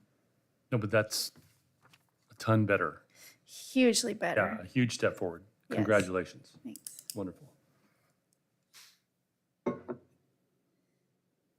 Any questions for Jane on that? Monthly bond report? Yeah, give me Mr. just, Bullen? Sure. give me a second. I don't believe Skip is here today. No, so with the bond, some of the bond projects winding down, I'll be presenting the bond report that goes into your monthly packet each month, saving a little bit of time for Skip being here. And then, and if we have any specific questions that I can't answer, then I'll take it to him and then bring it back to you the next meeting as well. So the three major bond projects that HMK is managing right now, we completed the South Shore project. We have occupancy there. They're finishing up a few details there, but that project is complete. South Albany High School roofing project is well underway, and they've found a few issues up there just with mold and things like that, but it's really going really well and it's on track. West Albany High School baseball netting is the third project, and they have started this week as well, and that project is on its way to be done on time as well. So those are the three major projects that HMK is managing right now. Any questions for Mr. Bolin? Just, are we out of money? No. When will we run out of money? We get these three projects wrapped up. We have Sunrise Mechanical going for next summer. And then I can update finances next year, or next meeting where we're at. Thank you. Yeah, I can do that. Dave, I saw in the report that there were 4 HVAC units, I think, at North Albany. Was it North Albany Middle School or North Albany Elementary? Were those truly HVAC or were they air handlers? Yeah, I'll cover that in the next section. Oh, okay, I'm sorry. That's right. So, moving forward to the next agenda item here. So I want to give you just a quick update of what all the projects that we have going on. Again, just remind you what our guiding purpose is. And in quotes there, that's going to be our motto this year with operation, is just have a relentless passion to support. So that's what will be coming. That'll be our marching orders as we go forward next year. So here's all of our large spring and summer projects. Most of these are summer projects. So Timber Ridge, we completed boilers there. We have actually 8 rooftop HVAC units, and those are AC units on the top of the buildings that are being installed as we speak. The team has done a great job planning that and executing that project. And so those are self-managed. I was actually up on the roof at the middle school the other day, and we found a few of the rockets that I used to launch when my son was 5 years old, but we got them off the roof. I had a few that drifted a little bit too far. Probably shouldn't admit that in public. We had two South Albany High School boilers are on track to replace 3 South Shore elementary boilers, Central Elementary School cafeteria and heating project. I'm going to go into that a little bit more. We have 6 HVAC modular units at Liberty and Calapia. Those are the ones that are on the modular buildings that are on the outside of the buildings. So we had 6 of those that we're replacing this summer. 2 water heaters, 1 at Central, 1 at Tangent. And then we also have both the West Albany High School gym is getting fully sanded and repainted, and the South Albany High School just got refinished last month. HMK, I've already covered this in the first part of the meeting. Those are the final inspection dates. At Central Elementary, at Central, we had a cafeteria project. I'm going to show you some pictures that'll make more sense. But really, we opened up the cafeteria area to give more ventilation in there, more space for the kids to eat. We're replacing lighting. We had to do some asbestos abatement down there. We're expanding one of the entrances and working towards that. And then the heating test, we performed a heating test there. We think that this is a solution for the heating problem that we have there at Central. And I'll share a little bit more about that. So here's the air louvers that are going to be installed as a part of our test. You can see what they look like from the outside of the building. We wanted to make sure the appearance was nice. So basically, that's going to be more air into our buildings that will help our heating situation. If you look on the right picture, you see the two little dark spots. So when those windows are closed up there, that's the only air ventilation that goes into those rooms in the wintertime. So by pulling in more air, we're going to make a real healthier environment there at Central for those kids. This is what the unit looks like. Sorry for the rudimentary drawing here. But basically, you take air in from that louver in the window, you bring it in. This is a steam unit that's going in or replace the existing ones that are there. And then it'll be individually controlled by classroom. We don't have that in this building at this time. So that's the key here, is this will be individually controlled by the classroom. Right now, what happens at Central is if they open up their windows upstairs and calls for heat, that heats everything in the building. So that's why the cafeteria gets so hot down there, because it's calling for heat upstairs and it's making that boiler work. This is actually our most efficient system in the district that we have because of all the cement and everything that's around the system down there. So this is going to give us individual controls in the classroom with more air, and that's the key. So here's how the cafeteria, I had to link 3 pictures here, but this is what the cafeteria looks like right now. So some of the kids sit on the left, one classroom of kids sit on the right. And so years ago, I don't know when, but this blue wall was put in here down in the cafeteria. And this is how it looks like now. So and you can see the door in the background. That door goes straight to the playground. So we've opened up that space to make one sitting area for all the students. The boiler is actually on the very left-hand side here, so that's why it gets so hot in there. But then we'll be able to open this door during cafeteria, during lunchtime, and get more ventilation down into that space. So we're really excited about this. We've done all this work ourselves over the summer. The guys have done a great job. That floor will be sanded down and polished, and it'll look real nice down there. Redoing the lighting, upgrading the lighting, and trying to make the ceiling look a little bit better down there as well. So that's the project down there, to make that space a better space. Technology, busy at work, just throwing this in, Chromebook deployment.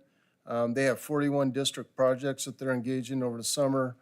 Nutrition Services has the memorial dishwasher repairs going on. We have about $85,000 in grants for dishwasher ovens and warmers across the district. And then where those new devices went in, those other devices went to other spots. So there was a lot of equipment exchanges going on. Transportation's had a great hiring season. We're fully staffed for next year. So we're really excited about that. And they're really busy with maintenance and cleaning and summer programs, transportation as well. You see our buses around town quite a bit, even in the summer. So next year, really looking forward to the goal implementation process. Going to be spending a lot more time in the departments with monitoring their goal implementation. Each department will have a leadership team. And then we're going to coordinate our meetings so I can have more involvement with each of the departments that I supervise. So that's the goal for next year. That's great to see all the changes at Central. Yes. That's awesome. And just real quick, transportation review, this is the slide I showed a couple months ago about the route cancellations. And you can see on this chart, we improved that over time. This spring got a lot better with our route cancellations. And then facilities obviously continued their pace with closing requests from our building. We'll be using this type of structure to monitor our customer service moving forward. And I think that's it. You guys, I've heard a lot of good things from a lot of buildings, so you guys are getting out there and getting it done. Appreciate that. Yeah. Outstanding. Hang on, my computer went to sleep here.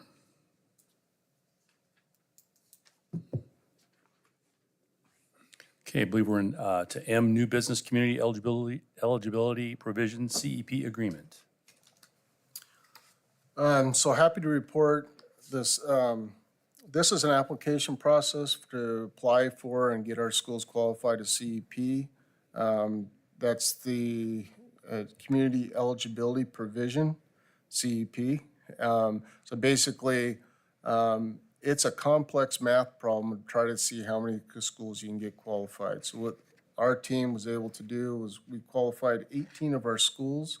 So all schools will receive free lunch and free breakfast except for West Albany High School and Oak Grove Elementary School. So that was an outstanding effort by the nutrition team. Scott couldn't be here tonight. I believe he is online watching, but a great effort by them to do that. You had a question that's Yeah. only tangentially related, and I should know the answer. But we used to use free and reduced lunch applications data to identify poverty and compare it as a demographic. And so if you don't get those applications, what's the replacement for that? That's a great question. When you're part of CEP, you can't even ask. Yeah, I That's saw part that. of the That's what agreement. begged the question, right? Yeah, so I don't know if there's much that we can do about that as far as that requirement. No, Boys and Girls Club, some of the qualifications that they have may be different. I'm not sure. Because I know they use free and reduced lunch applications as well, but and Chris may have some information about that too, but. Probably one of our best indicators is the attendance area and the census data. You saw a little bit of that from the South Albany kids, but that's only, that will Census date data is out. going to be different than Yeah. free and reduced lunch numbers. Yeah. I mean, if you're Sunrise and you used to say, well, 96% free and reduced lunch, so that's your poverty number, and you compare it to your reading scores or whatever. Yeah. You know, or a Periwinkle, which is closer to 60, but now you don't have that differentiation anymore. Is that right? Really? Fascinating. Huh. Yeah. Okay. So hold out on COVID. We really don't have another way to find it. Is that right? Oh, interesting. So educate me a little bit. From a budgetary perspective, does that mean the state will provide all the funds for the nutritional meals? Is that kind of how that, where I see Jane nodding her head, but you can weigh in here, yeah. You gonna help me out there? You're correct. It does mean that all the kids eat free. That they don't distinguish between free and reduced and non-free and reduced. And the money is added to our budget by the state to cover that in full, or do we still? It is more beneficial to the district because we don't have parents that are not paying. And so every kid gets paid by the state. Got it. Okay. And the participation usually goes up and that benefits the district also. It's all based on reimbursable meals counts as well. Okay. Yeah. I just wasn't quite sure how that all works. So. Yeah. I'm still learning too. Okay, so time for a motion. I believe it is. Move to approve community eligibility provision agreement as presented. I'll second that. Question? Is there opportunity to amend this if we would have the need or desire to do so? No? For example, what are you proposing? That we would change which schools or? Well, we left a couple out, right? We can modify it each year. It's a yearly application. So are there other implications to what we're doing? And I guess I'll just, Well, is your question, why were they not included? The other two schools, Oak Grove and West Albany? Is that what your question is, or is it? I don't want to put words in your mouth. I'm just trying to. Yeah, why were they excluded? And they don't, Oh, I'm sure. So we have to meet a threshold of 40%. It's a number on the spreadsheet. It's a complicated math problem, but on a spreadsheet, if you put in those two schools, it brings our percentage too low into that group. So we qualify as a group, and if we put, because their numbers are lower, if we include those two schools, it drops some of our other schools out. What of that. numbers were you looking at? I mean, is that, we're talking about And I didn't- economic? I didn't know. It looks Socioeconomic, at, that's- looks I would like assume. SNAP. If there's foster students, it's numbers that come from the state based on your demographics. It's not based on free and reduced applications. It's based on SNAP funds, and I don't have the sheet in front of me, but it's if there's a calculation there, and if you fall below 40, then it's going to knock some other schools out. So strategically, you have to play with your numbers in order to qualify as many schools as you can. Would that help? Or Well- you look confused? what, Per kid or per building, right? It's right per kid, right? So West Albany takes a big chunk out of play. Yeah, their number's lower, so if you throw them into a group, if they're at 10%, Right. if their number's 10%, you throw them into that group, it's gonna bring that number below, that, you're not gonna be able to qualify as many schools if you wanted to qualify that schools. So our intent was Albany to, or Liberty don't Yeah, have so that big pool. we can't just like reach an agreement and just say, hey, we'll take two more. They're looking at it from a total number. We couldn't just, because that would be a lot of money that they would end up owing us more. so is the methodology based on census and state mapping, or and there's no component of the application for free and reduced lunch involved in this anywhere? No, and we could take you through the SNAP data. And so are those kids allowed to participate if they're eligible? Yes, I think Oh, students, okay, so I got, they do have to do I think they have to sign up, but like if a kid qualifies for free and reduced at either of those schools, they can get it. The others are school-wide. so it leads to a question we don't have in front of us, and it would be an OSAA-related question. And so between now and the next meeting, I guess I can talk to you about that, because That is a singularly unpleasant conversation, but I will have it. The enrollment and how that's adjusted, but now we no longer count that. I think you had a motion and a second, and we're in discussion, and I retreat, and I vote yes. So we have a motion and a second to move to approve community eligibility provisions agreements as presented. All those in favor? Aye. Any opposed? Motion carries. M2, intergovernmental agreement, City of Albany Therapeutic Spa Construction. Mr. Bolin. yeah, this was in your packet for you to review. This has been a great partnership with the city and I. We've been working on this. We've been met, we're about once a month, we're in communication and rolling this forward. This is completely funded by the city. They've raised some funds and also have a grant in place, a significant grant. I believe the description was in there. So it just kind of sets forth the rules on how we're going to communicate, move this project forward. But it's a therapeutic spa. I laughingly call it the hot tub, but it's a therapeutic spa to be put into the pool. I'm excited about this partnership with them. I think it's going to be a good addition to the pool. I would move approval as presented and thank the City of Albany. They've been great partners in this facility. Appreciate it.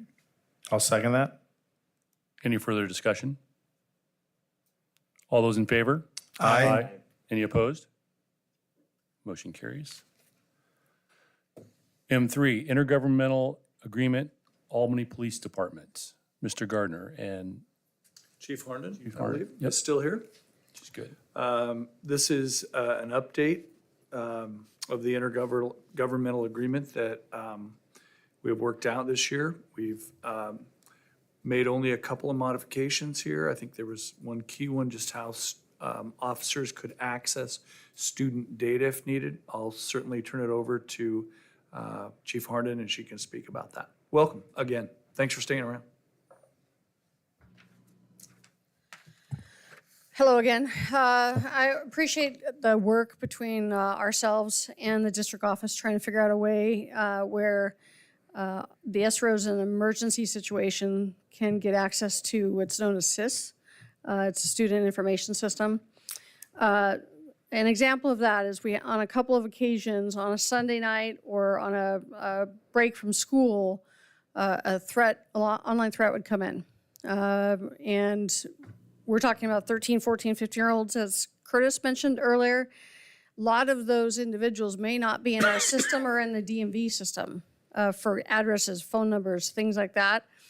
So for emergency reasons, we've had some luck getting administrators after hours on weekends and vacations, but sometimes we have not. And so when it comes to tracking down the viability of active threats or an issue that we want to get in front of before school starts, the access to the SIS system will really help the SROs do that. I understand there were some concerns about that. We've worked through some language with the district office to try to make sure that both sides are met on that. And I'm happy to answer any questions that the board has on that issue. Chief, does what the proposal meet what you need and you're happy with it, that it'll correct the issues that we've had? Correct. As issues or conflicts come up, we can readdress them with the district, but I think this will get us to where we need to be. Is there anything else for the program that we need to do to help the partnership? I mean, from my point of view, things are going great, but obviously you have a better understanding of that, so. I would agree that the program is going great. Coming back after COVID, we've all seen the strange things that are happening in schools. Curtis can tell you he was an SRO prior in his career, and then coming back after COVID, he just shakes his head at some of the issues that we've seen with the kids, increasing very acute mental health issues, threats. I know that the district is working and is concerned about the language that the kids are using against each other in school. I've seen videos and the slurs that are exchanged between kids just makes me shake my head. There's something wrong that we need to work on. Again, not necessarily our place as law enforcement, but if we can intercede, and we have a requirement under state law for bias-related incidents as well. It's different than the school district, but we have certain laws that we must document bias incidents, and we have a good procedure. It's basically a best practice in the state for how we handle bias incidents. So that's a long way of saying it's a great partnership. I think we're doing pretty good, and we'll continue down the road and make adjustments as needed.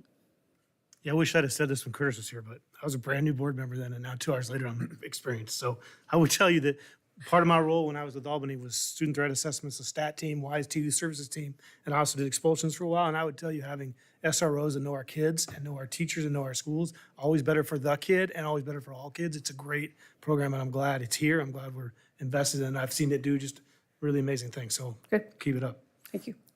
Yeah, thank you for everything on that.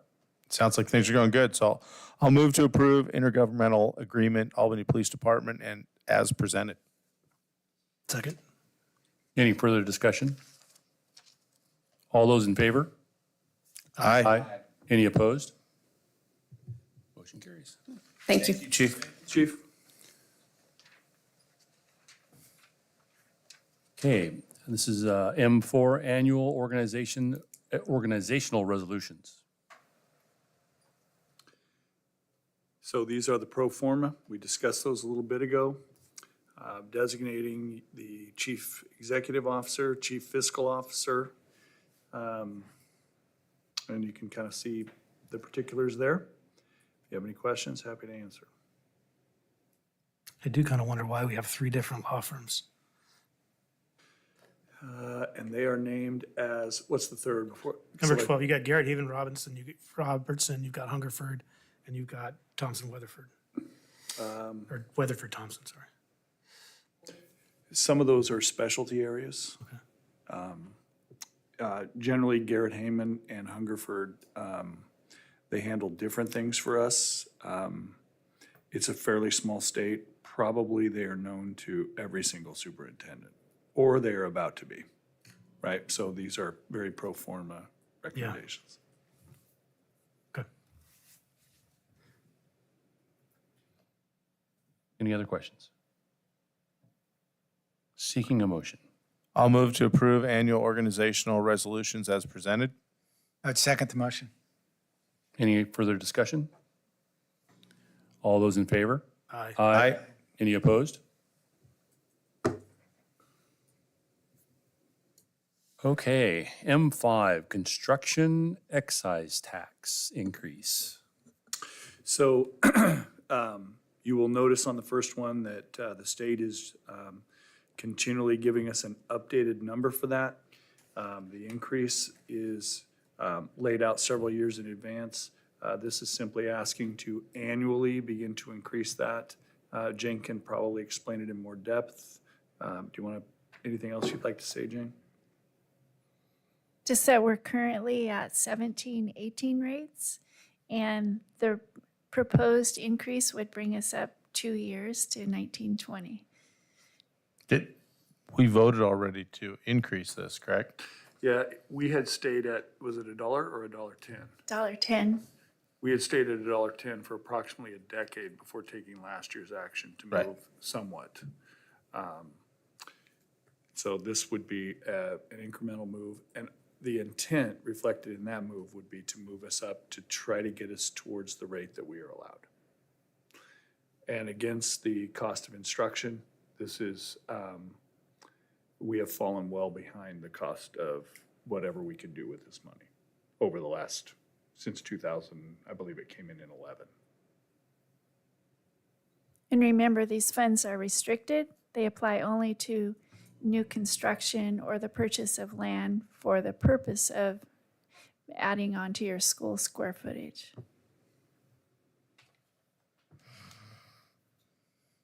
Are we seeking a motion on this tonight? Doesn't look like it. I didn't think see so. one in the board book. So one thing I get asked about this is just basically for us being able to show what we're using these funds for. I assume that's something we track. Yeah. I think the last expenditure was for the bus transportation facility, is that correct? We transferred 2 different transfers of 1.5 million apiece, total of 3 million? Yes. So we're not necessarily turning them around and plowing them into something Right. in the immediate year. Sometimes that fund is building. Yeah, it's a building fund that we're, yep. So So we're, Superintendent Gardner, were we seeking a motion on this to pass this? Because there's not a motion in our board book. I didn't know if we were looking for some action. There is a resolution there, a move to approve at that rate would then allow that to be signed. It says, whereas the, well, you can read it. Yeah, Well, you're I'm trying to find, actually, I'm not seeing that. The second. the second Layer. of the links. The other thing that I would point out, this is a cost of development. It is new construction. This is not a tax rate that is applied to every house in Albany. It is to the new ones that are being built. There's also a rate separate for commercial. And we are not proposing a change to commercial rate at this time. That's correct. Okay. go ahead, Roger. I hate this tax. This tax in itself, I think, is more than the cost of the building permit if you're outside the county and outside the city and the county, or at least it was.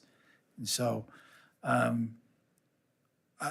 also don't think it amounts to enough money to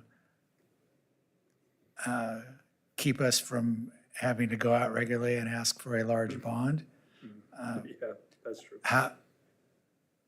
Housing in our community and housing in this state is expensive. And so we're a component of that in some regard, maybe. Maybe it's just the market and people who are building new homes are going to charge all they can charge and still be able to sell the home, whether this excise tax is included in the fees or not.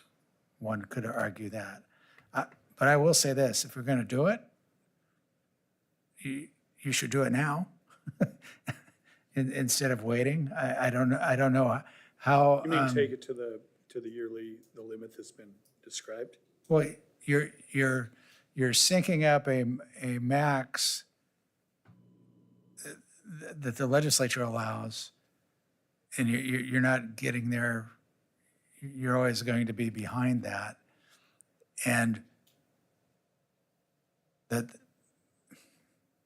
you're not, in my view, doing anything to mitigate or minimize the impact on what a house does or doesn't cost for new construction. So I'm conflicted by our approach.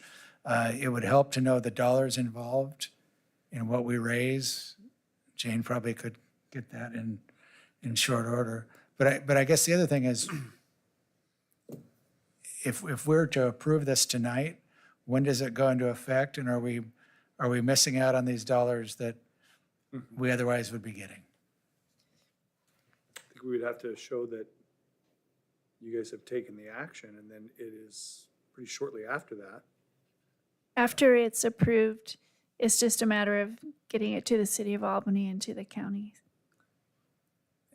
And then if they, and then they implement it, and I think My concern is, so we're talking about raising a tax we just raised less than a year ago.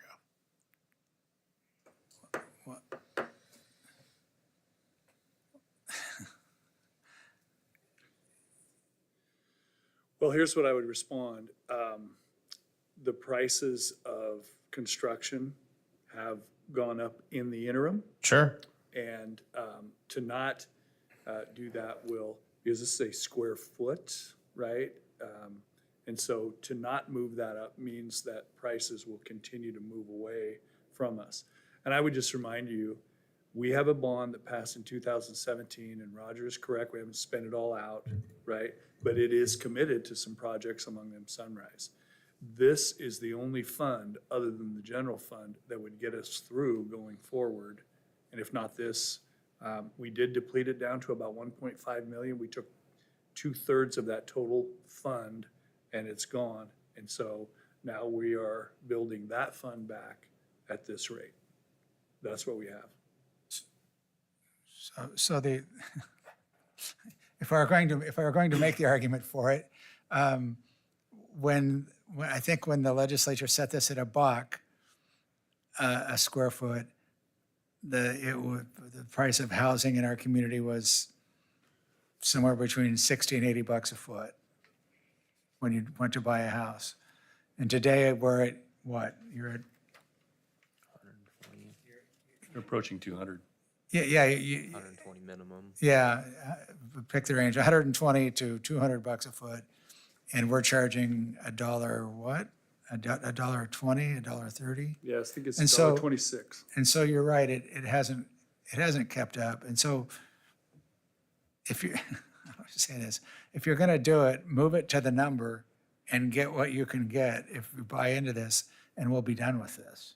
If it's a. You mean take it to the current Yeah, I mean, allowable max? if it's a $1.30 or $1.50, does that impact what the resale is going to be on construction of a new home?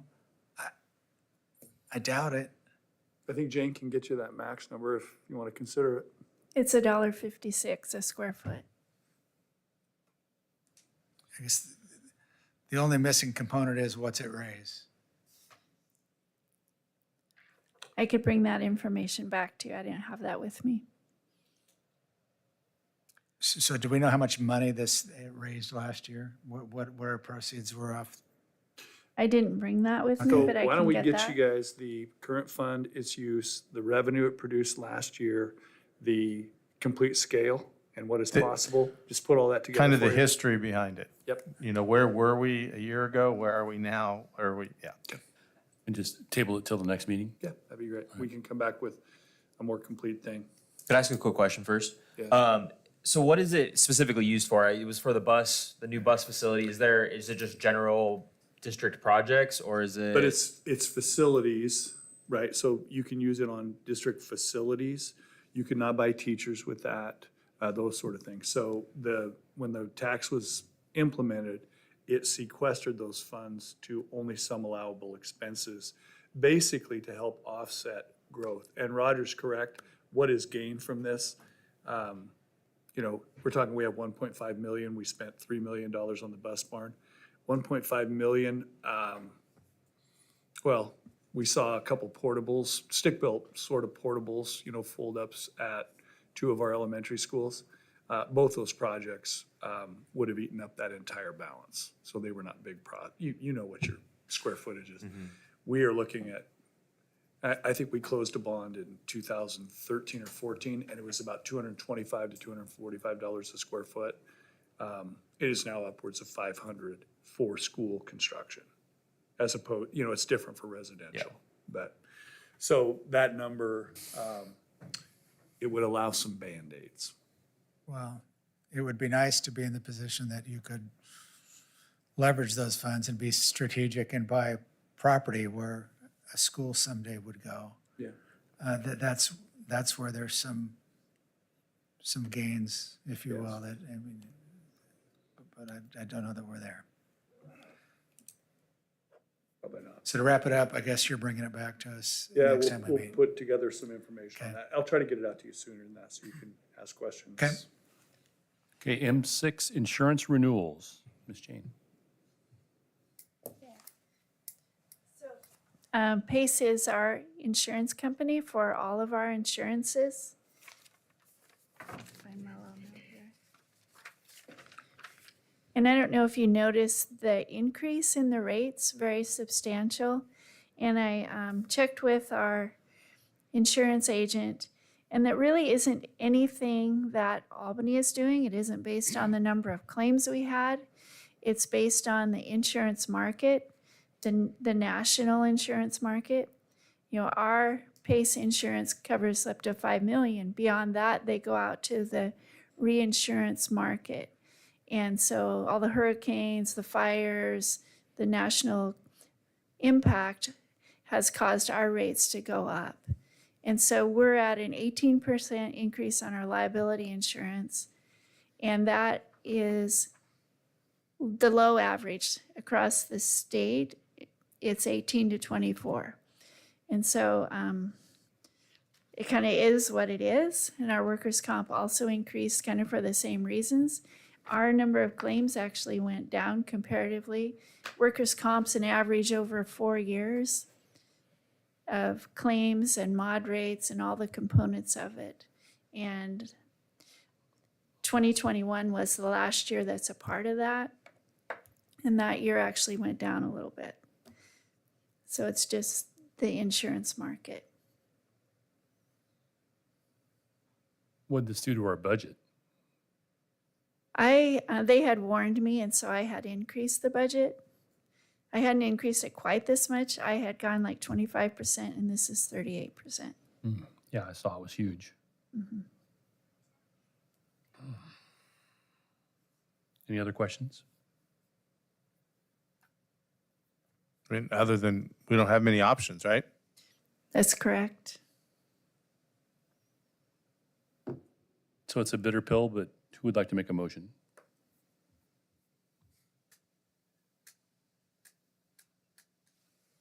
I would move approval as presented.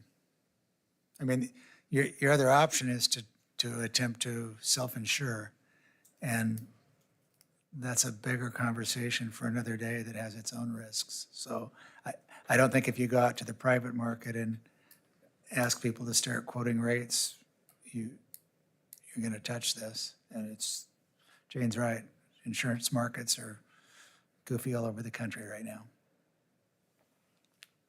I'll second. Any further discussion? All those in favor? Aye. Any opposed? Motion carries. Do we have a motion to adjourn? I believe that's it. I'll move to adjourn. Second. All those in favor? Aye. Any opposed? We are adjourned.